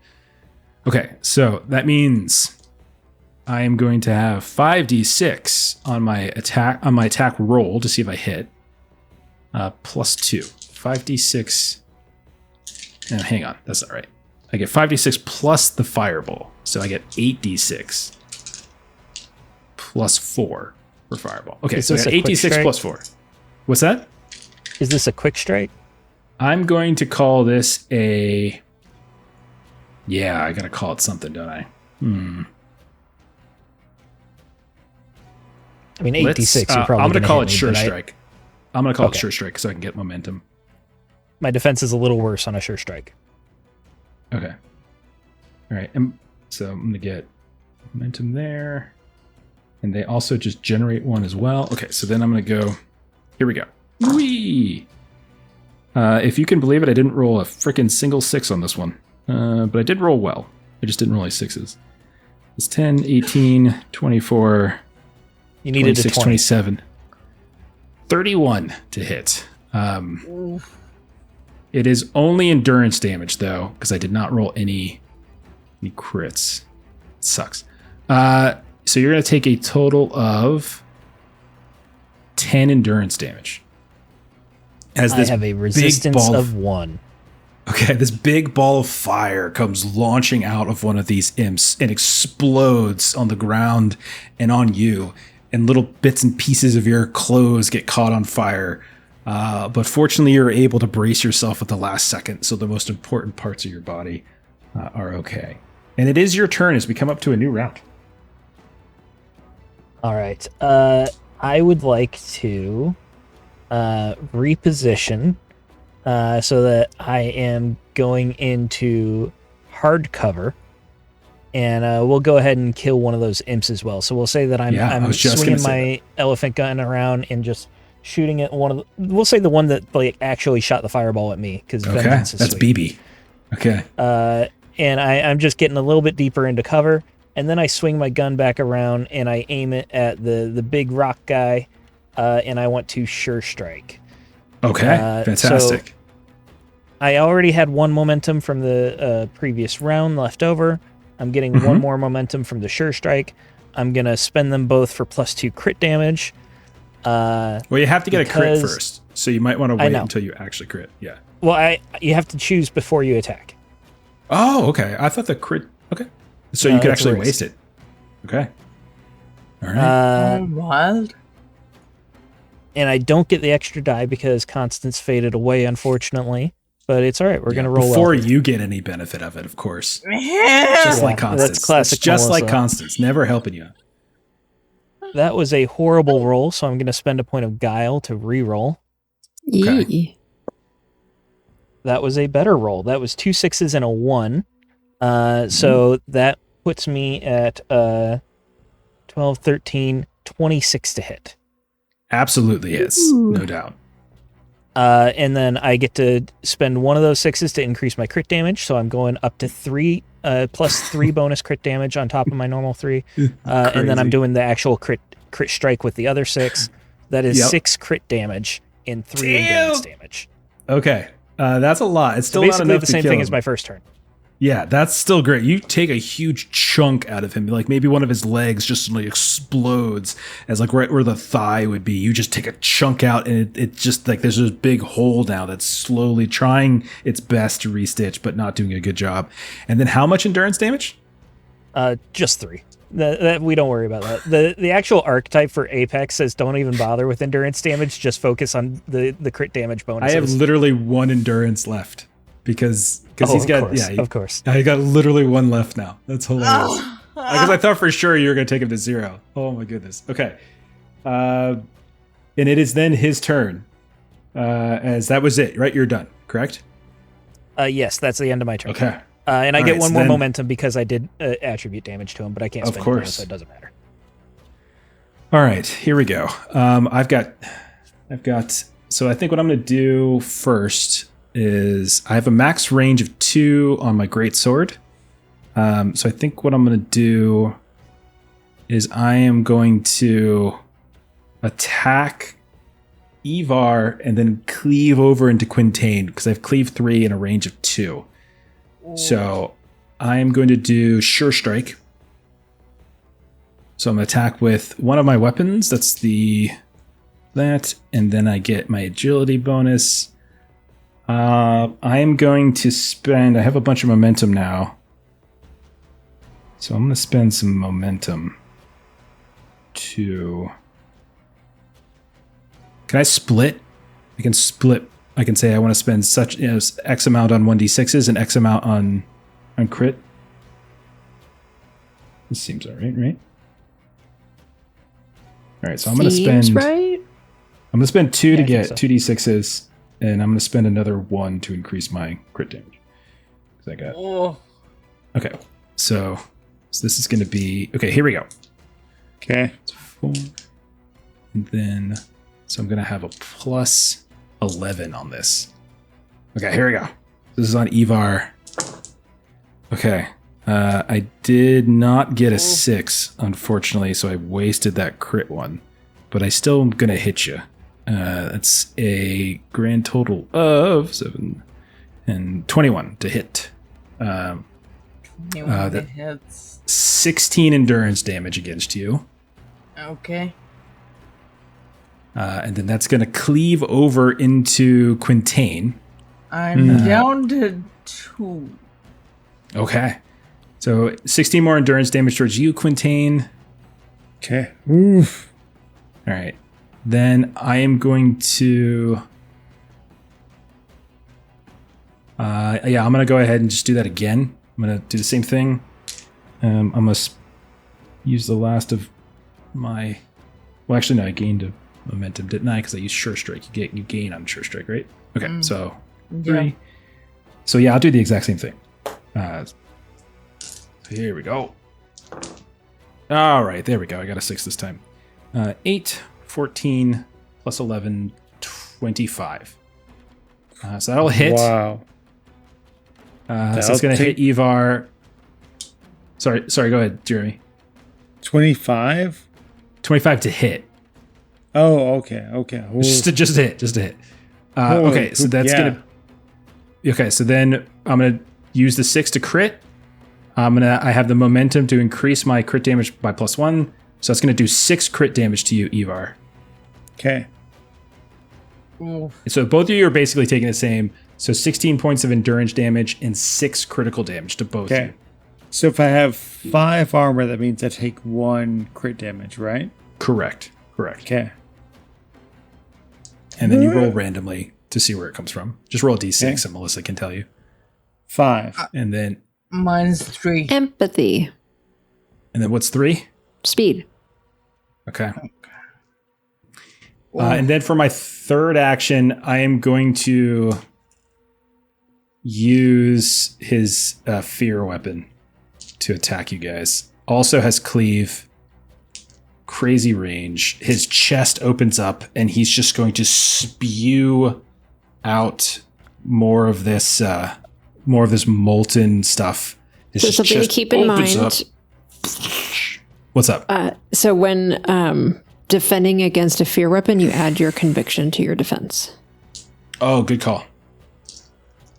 I wrote that down too, and I totally forgot to mention it. Oopsie. All right. Oh my goodness. It's another 6. It's 11, 17, 19 plus 5. That's 24 to hit. So look at your defense, add your conviction, and that's what it is. Still hits me. Okay. Yeah. Good. Mm-hmm. Okay. And then, so this time, this isn't as good of an. Honestly, the greatsword's better, I think, because this does 8 points of endurance damage, and then And -6 now. okay, so you go to 0. So that means you immediately. So I immediately could get a strong hit. Yeah. So I'm critting you already. Yeah. Plus the 6 I'm getting from you. My guile is at 0. My speed's at 0. Okay, so you're taking 3 crit damage because I got a bonus boost from you from taking you to 0. Okay. Okay, so it's 3 crit damage. I roll for speed again. 3 again. Okay, and you're subtracting your armor, right? From your crit damage? Oh, no. Then it's... Okay. No, it's... I'm at -2 speed instead of -3. Well, if you're at -2 speed, you also turn into a specter. Yeah. You do. Yeah. Okay. I sure And do. you did reduce your critical damage by your armor, correct? I did, yeah. Okay. All right, then. So then you turn into one of these. And then Sir Quintain, 8 endurance damage to you and 2 critical damage to you. But I don't think that's going to get through your armor. I'm so okay at the moment, but it's not good. Okay. That is the end of the Bloodhorn's turn. We're going to come to Ivar now, who is in Spectre form. So, Melissa, what can she do? Still do shit? Yes. Melissa's going to tell you what she can do. Yes. So basically, cancel all endurance and attribute damage that killed you. So the last things that just happened, it's as if they never happened. Okay. Okay. Your body and all of your equipment disappear and then reform on you. And you now have +1 armor and crit damage. You can now fly and do incorporeal exotic movement, which is something that I put in chat that like Probably should have lied. I should have hit him, like I should have done the quick strike the second time, hit him, and then like flew out of range. You still rolled all those ones, though, so that kind of sucked. Yeah. Bad luck. So Okay, so Ivar, what it's you your get. turn. So I am back up two endurance and 0 speed. Okay. You got 2 actions. What would you like to do in your spectral state? My first action is can I use my momentum? Yeah, just what action are you taking? I'll sure strike if I can use the momentum. Absolutely. So you're going to sure strike him. So you're going to roll an attack. What do you want to use your momentum on? Do you want extra d6s, or do you want to risk it and add to your crit damage? I'll risk it and add to my crit damage. How many momentum are you going to take? Can add my agility as well, right? So that to your hit. Yeah. So how many momentum are you spending? 1. Okay. So roll your attack. Yeah. As 22 to hit. 22 is plenty. Sorry, I was looking at chat. Steven, that could be a leftover thing from us, because D6s to hit rolls was a thing in Kingdom and Empire, so we might have screwed that up and just had that from a previous game. I don't think we've necessarily used too much of it, so I don't think it's really messed things up much. I just remember that was a thing we used momentum for all the time. I got 1/6 on this. Is that okay? A thing? Yeah. So you hit. What is your critical damage? How much critical damage do you do? 3. Okay. Then you had the +1 from the momentum, which means you're doing 4 critical damage. Yeah. He does have armor, which will reduce it, but that is still going to do some damage to him. So, and then how much endurance damage do you do? Do you do at least 3? I do. Okay. 12. So that's going to reduce him to 0 endurance, which means you're going to have a strong hit that you can automatically get, which you can basically, I think we'll say you can add it to the crit damage that you just did, effectively doing an extra point of crit damage to him. Sweet. Okay. So he is now at 0 endurance. What this means is that he's going to be taking lots of crits from now on, effectively, is what's going to be happening. You have a second action now. I'm going to do a quick strike so I can, hit him and fly away. 21 to hit with a 6. That definitely hits. Yeah, so that's going to be... So what's the crit damage on your weapon? 3. Okay, so if I recall correctly, and please somebody correct me if I'm wrong, when you're at 0 endurance, you just get an automatic strong hit. So she gets an extra strong hit, right? And she can turn that 6 into +1 crit damage instead of needing to use it to do a crit. Exactly. So what is the crit damage on your weapon, Ivar? 3.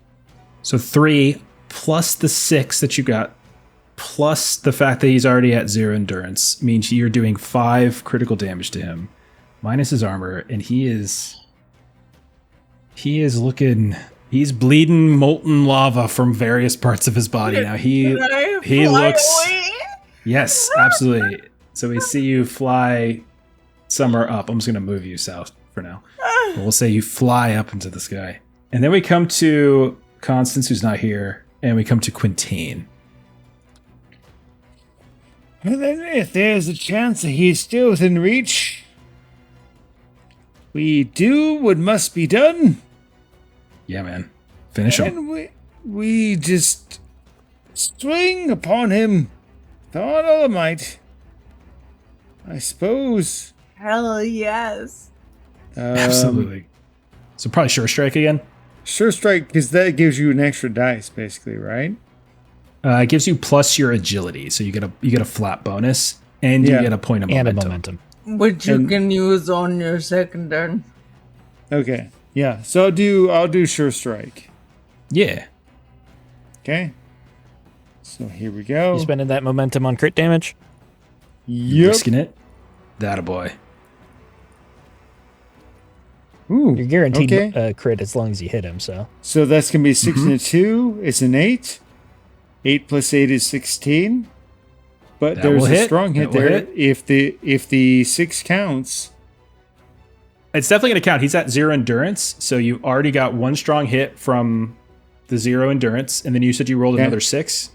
yep, So 6 that's and 2 2 strong hits, and then you use the momentum as well to increase your crit damage. So Yes. you're basically doing your weapons crit damage plus 3, I think. So that's gonna be 8 crit damage. Ooh. Just Just this grab and big kill. overhead chop. There's like a weird. It sounds like a growl as like this translucent maw chomps alongside the sword. Cut through his body. Like you get right where that wound was, right? Where he had pulled his sword out. Slash through that stomach area. And you see that molten goo drip down. His body falls to the ground. And then suddenly you see it erupt in this green flame, which is nothing like you've seen yet. Every fire that you've seen thus far has been red and orange and yellow, but this green fire, and you hear this thing through this guttural voice somehow sound weak and in pain as it just becomes until he is but a speck. As you have defeated that one, he is dead. Okay. Nice job. You have a second action, don't you? That was just your first action, wasn't I it? do. Okay, man. What else is nearby? The closest thing are some imps from you. They are 1, 2, 3, 4 spaces away from you is an imp. So you could try to do a quick strike. Yeah, I'll do that move and attack. Oh, yes. Yeah. Oh, actually, no, you don't even have to need to do that. You could always you Just could do reposition. reposition. Yeah, and start running up the stairs towards the cultists and just kind of throw a rock or a knife or Yeah. something at one and kill along your way. Yes, reposition. Well, actually, wait. Let me, It still I think has I'm to be lying. within max range Has of to one be of the within weapons. range. Yeah, it Yeah. has to be within your yeah, range. He's got range is range 2. of 2, so he could run past one. So Yeah, what's your speed? My speed is 4. Okay, so he could like go 1, Nice. 2, 3, kill the thing really fast, and then finish closer to the stairs going up the platform. Yes. That's probably most efficient. Yeah. That Okay, so you're sounds- running up, throw this long blade out, and just hack this one to pieces. Okay. Fantastic. Hell yeah. Okay. Well, crap. Okay, so the It's my trade's fault. cultists are gonna go next. I think I'm gonna do the same thing I did last time, but I'm gonna have these cultists. I'm gonna have them cast and try as they see Quintain beginning to charge up towards them, and they see their big bloodhorn captain go down. They're going to attack. They're gonna once more try to cast this incinerating magic. Oh, I don't have any momentum though this time, so this is gonna get ugly. All right, come on, good roll. Come on. Okay, that's a good roll. It's 2 6s, a 2. So that's 14 plus 2. That's 16 to hit you, Quintain. That really hits me really well. That's like Okay. way above my TN. 4 endurance damage, 6 crit damage your way. Okay. I'm sorry, that's not correct. 5 crit damage your way. Oh, well, fortunately, I have 5 armor. All right, so you just take the endurance damage. How much was the endurance damage again? 4 again. Okay. Who? Okay, so this time I have so I'm gonna go ahead and use. I'm gonna use a momentum on this action to increase crit damage. Maybe let's get lucky. Didn't get lucky. This isn't gonna hit. This is gonna be a 9. So the second one of these cultists trying to get you. Maybe as you're racing, you just happen to get behind one of these big chunks of rock, and it like the rock catches fire instead of you. All right, and And so, yeah, I'm seeing in the chat that Maitre, you forgot to roll your fadeaway check. I sure did. Go ahead and roll Give me 3d6s. I want some company in my fadeaway status. It's lonely in the fadeaway green room. No, I'm sorry. You're gonna have to stay alone. She rolled 3 longer. 6s. No, I had 3, 3, 2. Okay, yeah, you're still hanging about. All right, the imps go last. I am gonna do a quick strike. Yeah, I'm gonna do a quick strike, and I'm gonna have. What do I want to do? I'm gonna have one of the.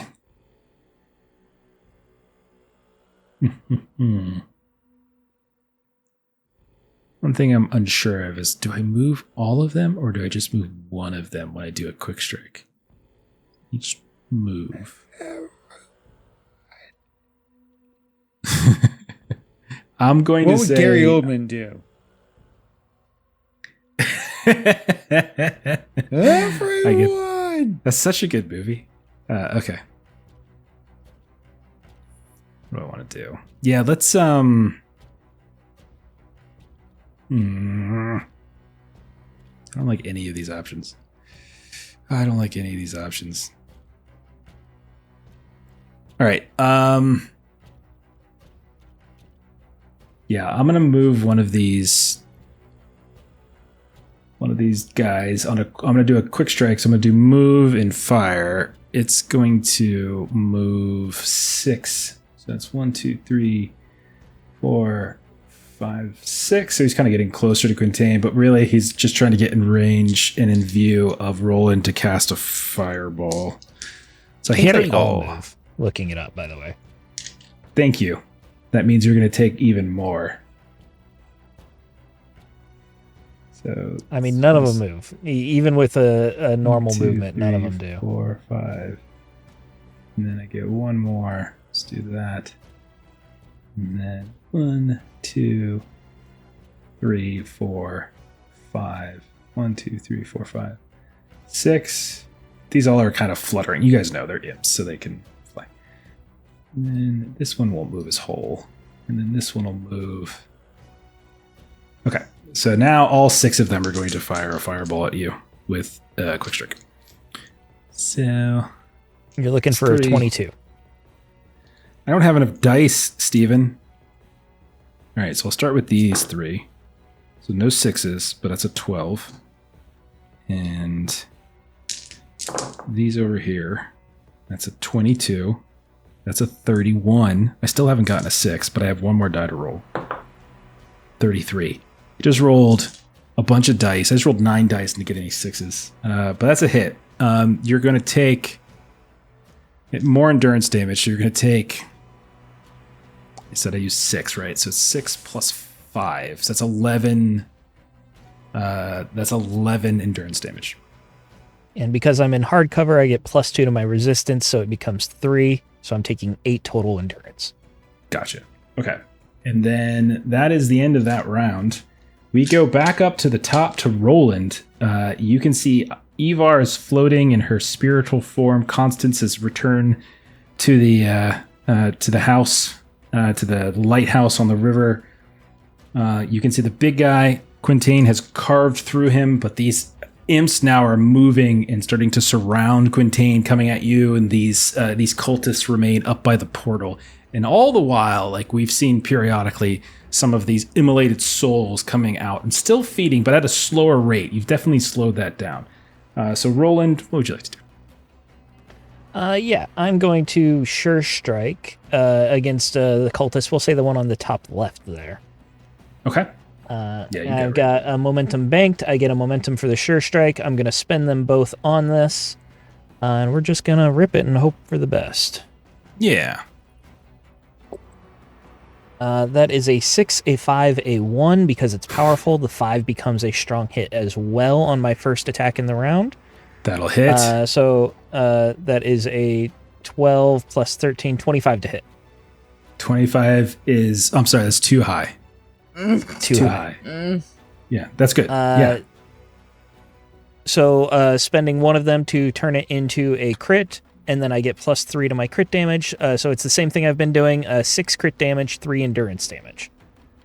All right, so not a ton. I'm very of consistent with endurance. this. It's the same thing I've had I every actually time. don't have any resistance on these guys. Nice, They're nice, just nice. wearing robes. And then, but I do have armor. So that didn't quite kill him, but it was a good hit. Good. As you see, like you catch him not quite center mass, just off center, but it was a good solid hit. Second attack or second action. Yeah, I'm going to sure strike again. I don't get as many bonuses on this one, and they are not a skilled NPC, are they? So I don't get They're a not. momentum for hitting They're a them. troop. Would it Yeah. not to play your character, but would it make sense to do reposition and just auto kill? Yeah, I want to She take can't. out the Auto kill cultists, kills though. henchmen. They don't kill the Yeah. cultists themselves aren't henchmen. Oh, got it. Sorry, the imps are henchmen though, right? The imps are henchmen. Yes. Oh, okay. And All right, my they're bad. all attacking me anyway, so I'm not putting anyone else at danger by not killing them yet, right? That's what we're going to pretend. I'm just gonna attack Jeremy next round. So I'm going to sure strike on the exact same cultist. This won't be as good, but we'll see how it does. I'm not spending the momentum on the crit damage. I'm banking it for next round. Okay. Yeah, that wasn't as good. So that's a 4, 2, 3. I'm going to go ahead and spend a guile reroll just to Okay. try. What's your guile score, Steven? It's 5. That was smart. But that actually was a worse roll, so it didn't matter. So that's 8 plus 13, 21 to hit. Still but hits. no critic. No crits. Okay. So just 3 endurance damage. All right. You don't do much endurance damage. It doesn't have any resistance, but still, like that one was like you just kind I of. should have done the reposition. You were right, Mel. Okay, so Quintain, Yes. you're up. What would you like to do? Okay. So do we have some imps available? Mm-hmm. I think the thing to do would be Sorry, do I go before Quintain? Oh, I'm sorry. That's Yeah. right. You're still in the game. What am I talking about? I'm sorry. I didn't mean to. I accidentally crossed you out. My bad. You're actually still alive. Want to kill the people? You're Inspector for Farm. Jeremy. I am. Okay. Yeah. So, All right, so- can I reposition and kill this guy? Sure. Where do you want to move to? Yeah. Okay, so you're gonna reposition up. Yeah. And So kill this dude. And you have to Okay. move yourself to be within max damage. Which Max I range. max did. range, Which Max I range. did. which she did. Yeah. So he's. I just that was- meant okay, if so you were flying, you have to like come down, yeah. you possibly. fly over, slash through that one. Okay. Second turn. You also get a. Yeah. You can also do. Can I Okay, do never mind. the Go ahead, same go ahead. thing on my second turn? Sure can. Reposition? Yeah. What's the range on your weapon? 1 second, let me open it. Range is max range 2. Okay, so you don't necessarily have to move there because you're actually already in range, but that's totally fine. Okay. you're within I'm 2. just gonna kill this dude on my left. Okay. Like the all one set. closest to Quintain. Not to So he's- metagame, but if you do the one on your right, when Quintain moves, he might be able to kill the one on the left. That uses up one of his turns. Well, he's got to Jeremy, move gonna in. have to what's move anyways better? to get into oh, position. yeah, that's true. Then I'll kill the one on my right. right. That's fine. Sorry. That's fine. Okay. All right, and then do your fade away. Your fade away. Yeah. Your Kobe. 3, 2, 2. That's exactly what you rolled last time. So are you sure you didn't not roll again? 3, 2. Time. Yeah. I'm gonna get Shane to come over and check your rolls. Cheater. No. Quintain, you're up. Okay. So now there's the one to the bottom right of me that's within 2 of me. That's the reach of my weapon. If I reposition, that'll just automatically take care of them. right? That is how we read it. Yeah, it doesn't. I don't remember if it says you have to end next to it, but it's within range. I don't think so. When you start your It's just turn- within Yeah. range. So kill a henchman, so- Hell and then select one, move +2, and I'll move towards the one that's kind of up and to the right of me just a little bit. Okay, what's your speed? My speed is 4. Okay, so 4 + 2, so you have 6. So there's Yep. steps you kind of have to go up.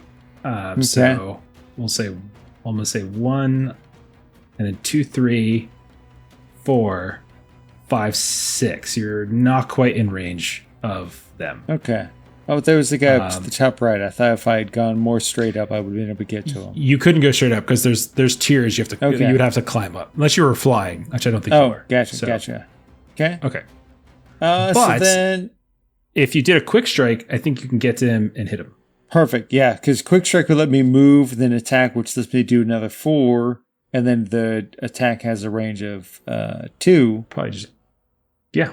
You have a range of 2, so there you go. Yeah, you can get within range of him on. So yeah, do a quick attack, which is just There a you straight go. up attack. Straight up attack. Okay. So we got a 6 and a 2 is an 8. Plus, let me get my thing. Sorry. Mhm. 8 plus 8 is 16. And the 6 for 16 what is it's a hit. worth. 16 will hit. 6 counts. Give me the damage. Hell So yes. it's 14 endurance and then 5 crit if the 6 on the attack roll makes a difference. It does. Yeah. I mean, it's you can spend it to crit. Yeah. Okay. Cool. So okay, not quite enough to kill him, but fairly close. Oh my goodness. I can do math. All right. Yeah. In one shot, you've done more endurance to him than it took Steven to do in 2 shots. But Steven is all about that crit damage, though. So He did more crit damage than you. Yeah. Oh yeah, for sure. All right. It is their turn. You're right next to them. So I want to do. What do I want to do? Hug. Some like absolution. It's okay to do absolution. It's fine. No shame. Just can do a little peace accord. Come You're to right here. some- So I don't see any reason why they're not just going to turn and light you up. or there we that. go. I mean, I suppose Sure that's another strike. option. I'm gonna go crazy with. I'm gonna spend this 1 momentum from Sure Strike on crit damage and hope I get lucky. I got lucky. 15 yeah. to hit. Does That 15 hit you? does hit. Yeah. Oh yes. Okay, I was close. I wasn't So- sure because that's not a great roll. I mean, not a great like final number, but I did get a 6. Yeah. Okay, so you're gonna take 4 points of endurance damage and 4 points of crit damage, but I know that you have your armor. Yeah. I'm okay on that. But I crit did damage. spend momentum, so you take 5, but unfortunately you still have 5 armor, so that sucks for Yep. me. Okay. All right. And then all right, here we go. Let's try it again. Same deal. I got lucky again, but this time it's 14 to hit. That will still hit. I'm shockingly easy to hit. Same thing happens again. 4 points of endurance damage and 5 points of crit, but your armor will protect you for the crit. I'm Man. fine from all the crit, but all the endurance damage is just really getting Chip it me. away on you. Okay. Yeah. Man, imagine Forget if you you can didn't recover have as- 5 armor. Yeah. As a prep action, you can recover. Quintain's not looking good. Yeah. Like, Well, don't worry. I think you guys got this. All right. The imps are gonna go next, and they have been going after Roland this whole time. So I see no reason not to continue doing that very thing. So let's do it. I am going to have all of them once more channel their collective power and fire at you. So it's going to be 6d6 total plus 4. Quick strike or sure strike? Sure strike. God dang, that's a terrible roll. 6 plus 4 is 10. Plus 6 is 16. Plus 1 is 17. Plus 4 is 21. You needed a 20. Okay, barely. I knew because you're in cover. Like it's stuff. Okay, 21 to hit. I didn't get any crits though. These guys suck at critting. I did 3 more, so that's 8 endurance damage. All right. So my resistance goes up because I'm in hardcover, so I'm taking 5 endurance. All right. Brings me down to 4 endurance total. I'm running low. Okay. I think you guys got this. So go ahead, Roland. It is your turn. You should be able to clean this up, right? Yeah, we're going to just keep laying into the guy on the top left. Same thing. I got a momentum banked. I'm going to sure strike to spend 2 momentum for 2 extra crit. We're going to see how this goes. All right, man. That is a 3, 4, 5. Only one strong hit because it's my first attack round, so 5 counts. So I'm going to turn it into a crit. It's going to be 5 crit damage, 3 endurance damage. Only 5? Oh, buddy. 5 That's instead not of 6. enough. Yep. You needed the 6. I should have done a guile reroll. It does have because it has, I think it has 3 armor. Let me double check. Yeah, it's got 3 armor. So that armor is going to take the 5 down to a 2. So it's still rocking 1 durability. Okay, second action. All right. We're gonna, if it's still up, we're gonna sure strike on it again. Okay. And I'm gonna go ahead and spend the. You said it's got 1 durability. It's got 1 durability left. Yeah. And you said it was 2 armor. It's got 3 armor. 3 armor. Okay, so I need to spend the momentum now for the crit damage. So we're going. We'll see. Give me a 6. Okay, there's a 6. I got a 5 too, but it doesn't matter on the second attack. All right. So what does this kill shot look like? As long as you did 1 durability or 1 crit damage, you would have gone. I think I am. I'm doing 4 total, so -3. 4 total is enough. Yeah. Okay. So describe what it looks like as you take this I think guy I've just been peppering him like in the chest, and then like it finally like stuns him enough that I hit him right in the forehead. Okay. And he falls down. Now he's human. So Quintain, you watch as he falls, his soul kind of comes out of him, hovers for a second, and then bursts into flame kind of. So you just see this orb of fire, and it just starts to float up towards that giant portal that you can tell at this point has really started to slow in its growth to the point where it's almost looking to like refract in some way. Ivar, I think it's your turn now. We've got 3 kind of semi-flying imps off to your left, and then up on the topmost platform, you can see Quintain is going to town on one of these cultists. What would you like to do? First, reposition +2, which so move +2. We'll get one of them. Because you have a range of 2 on your weapon. So okay, that's 1. Okay. And my next, I'm gonna move up here and get the other one.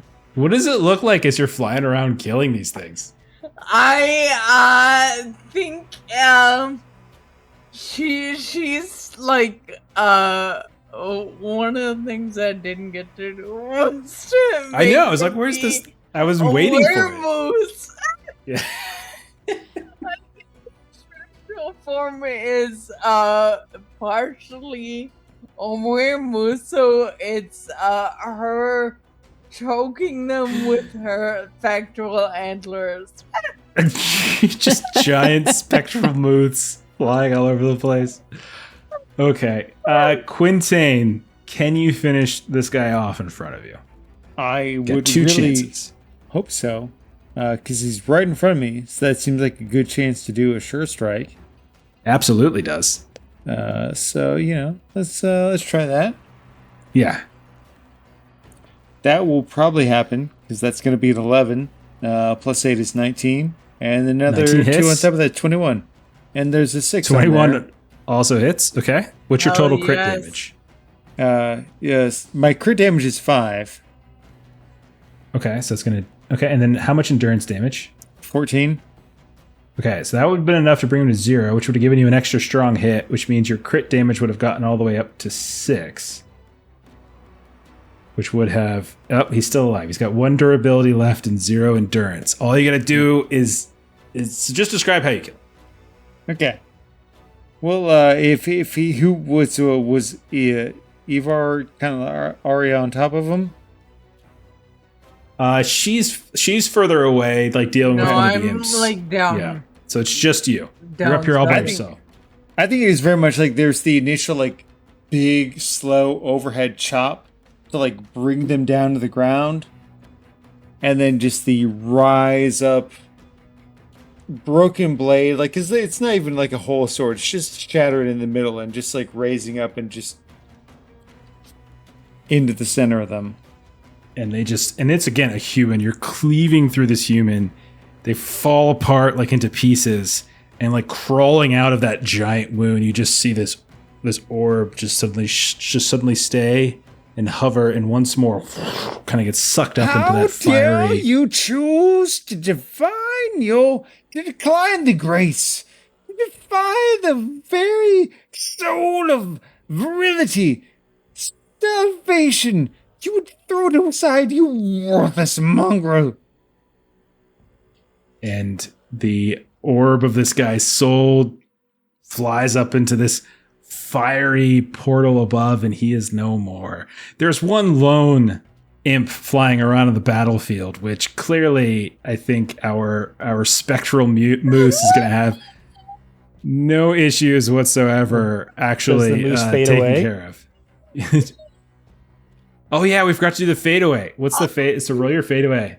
See if she finally. Someone needs to join Tells the truth. Constance. Shane, take a look behind her. 665. Oh, of course. Okay. But So the now moose is still somebody floating around. can do grace and bring Constance back.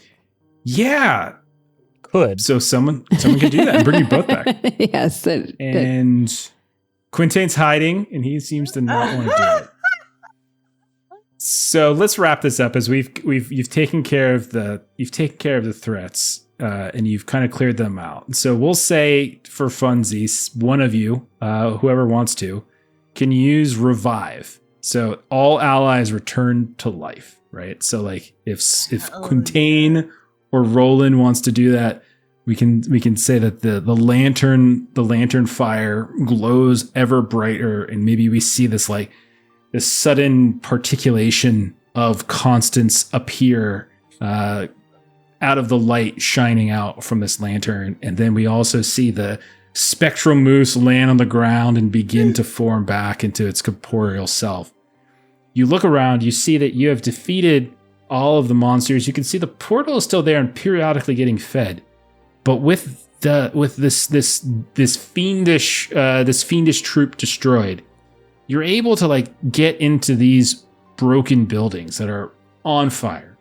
And although a significant amount of life was lost between the the coming down and the fire and the sacrifice, you're able to eventually get some of these survivors that are still in here that hadn't quite fully been immolated yet.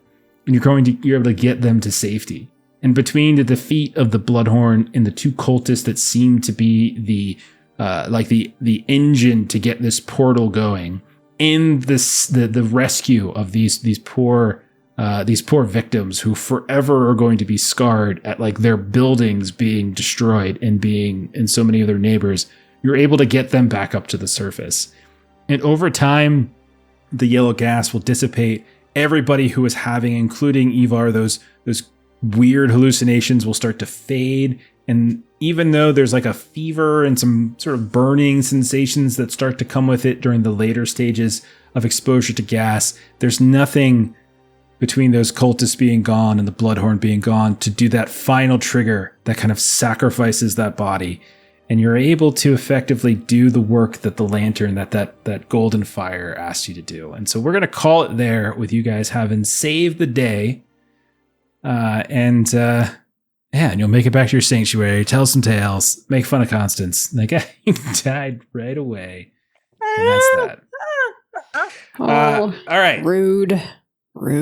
So that is Fragged Empire 2, which is coming to Kickstarter very soon.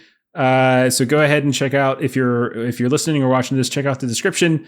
There'll be a link in there. You can follow so that you get notified when it goes live. If you're watching this a year from now, the game's the game's already gone through that campaign. But if you're watching this anytime soon, check this out. Let's do a quick roundtable of who everybody is here, and then we'll check on out of here. So, Maitreyi, in addition to playing games with us here on Adventures in Lollygagging, what else do you do? I am one that plays games on YouTube where I make system agnostic or multi-system tabletop content that centers the dream of playing friends. Fantastic. Steven, what else do you do, sir? Yeah, I make a game called Huckleberry. It's a Weird West action horror game. Think Hellboy and Tombstone. If you want to grab a copy soon, if you're watching it soon, we do have physical copies shipping out very soon. You can still get a pre-order in the next couple weeks. So go to huckleberryrpg.com to grab your copy. Use code LOLLY for $5 off. Awesome. Jeremy doesn't just stream with us, streams over on Defenders of Cobalt sometimes, I think, on Wednesdays. Is that right, Jeremy? Yeah, we got some fun on time. We have some more Tory stuff going on Wednesdays right now. It's a good time. Fantastic. And he also streams with us on Mondays and Thursdays. And so for Melissa and I, and for everyone else here, we stream on Monday with, right now we're doing Legend of the Mist. Thursday, we've been playing some Coriolis, and Saturday, we've been doing some One Ring. And also check out my game, We're in Danger. It's up on itch, and we're probably going to be doing a print run sometime later this year as well. But make sure, most importantly, you're checking out Fragged AETERNUM.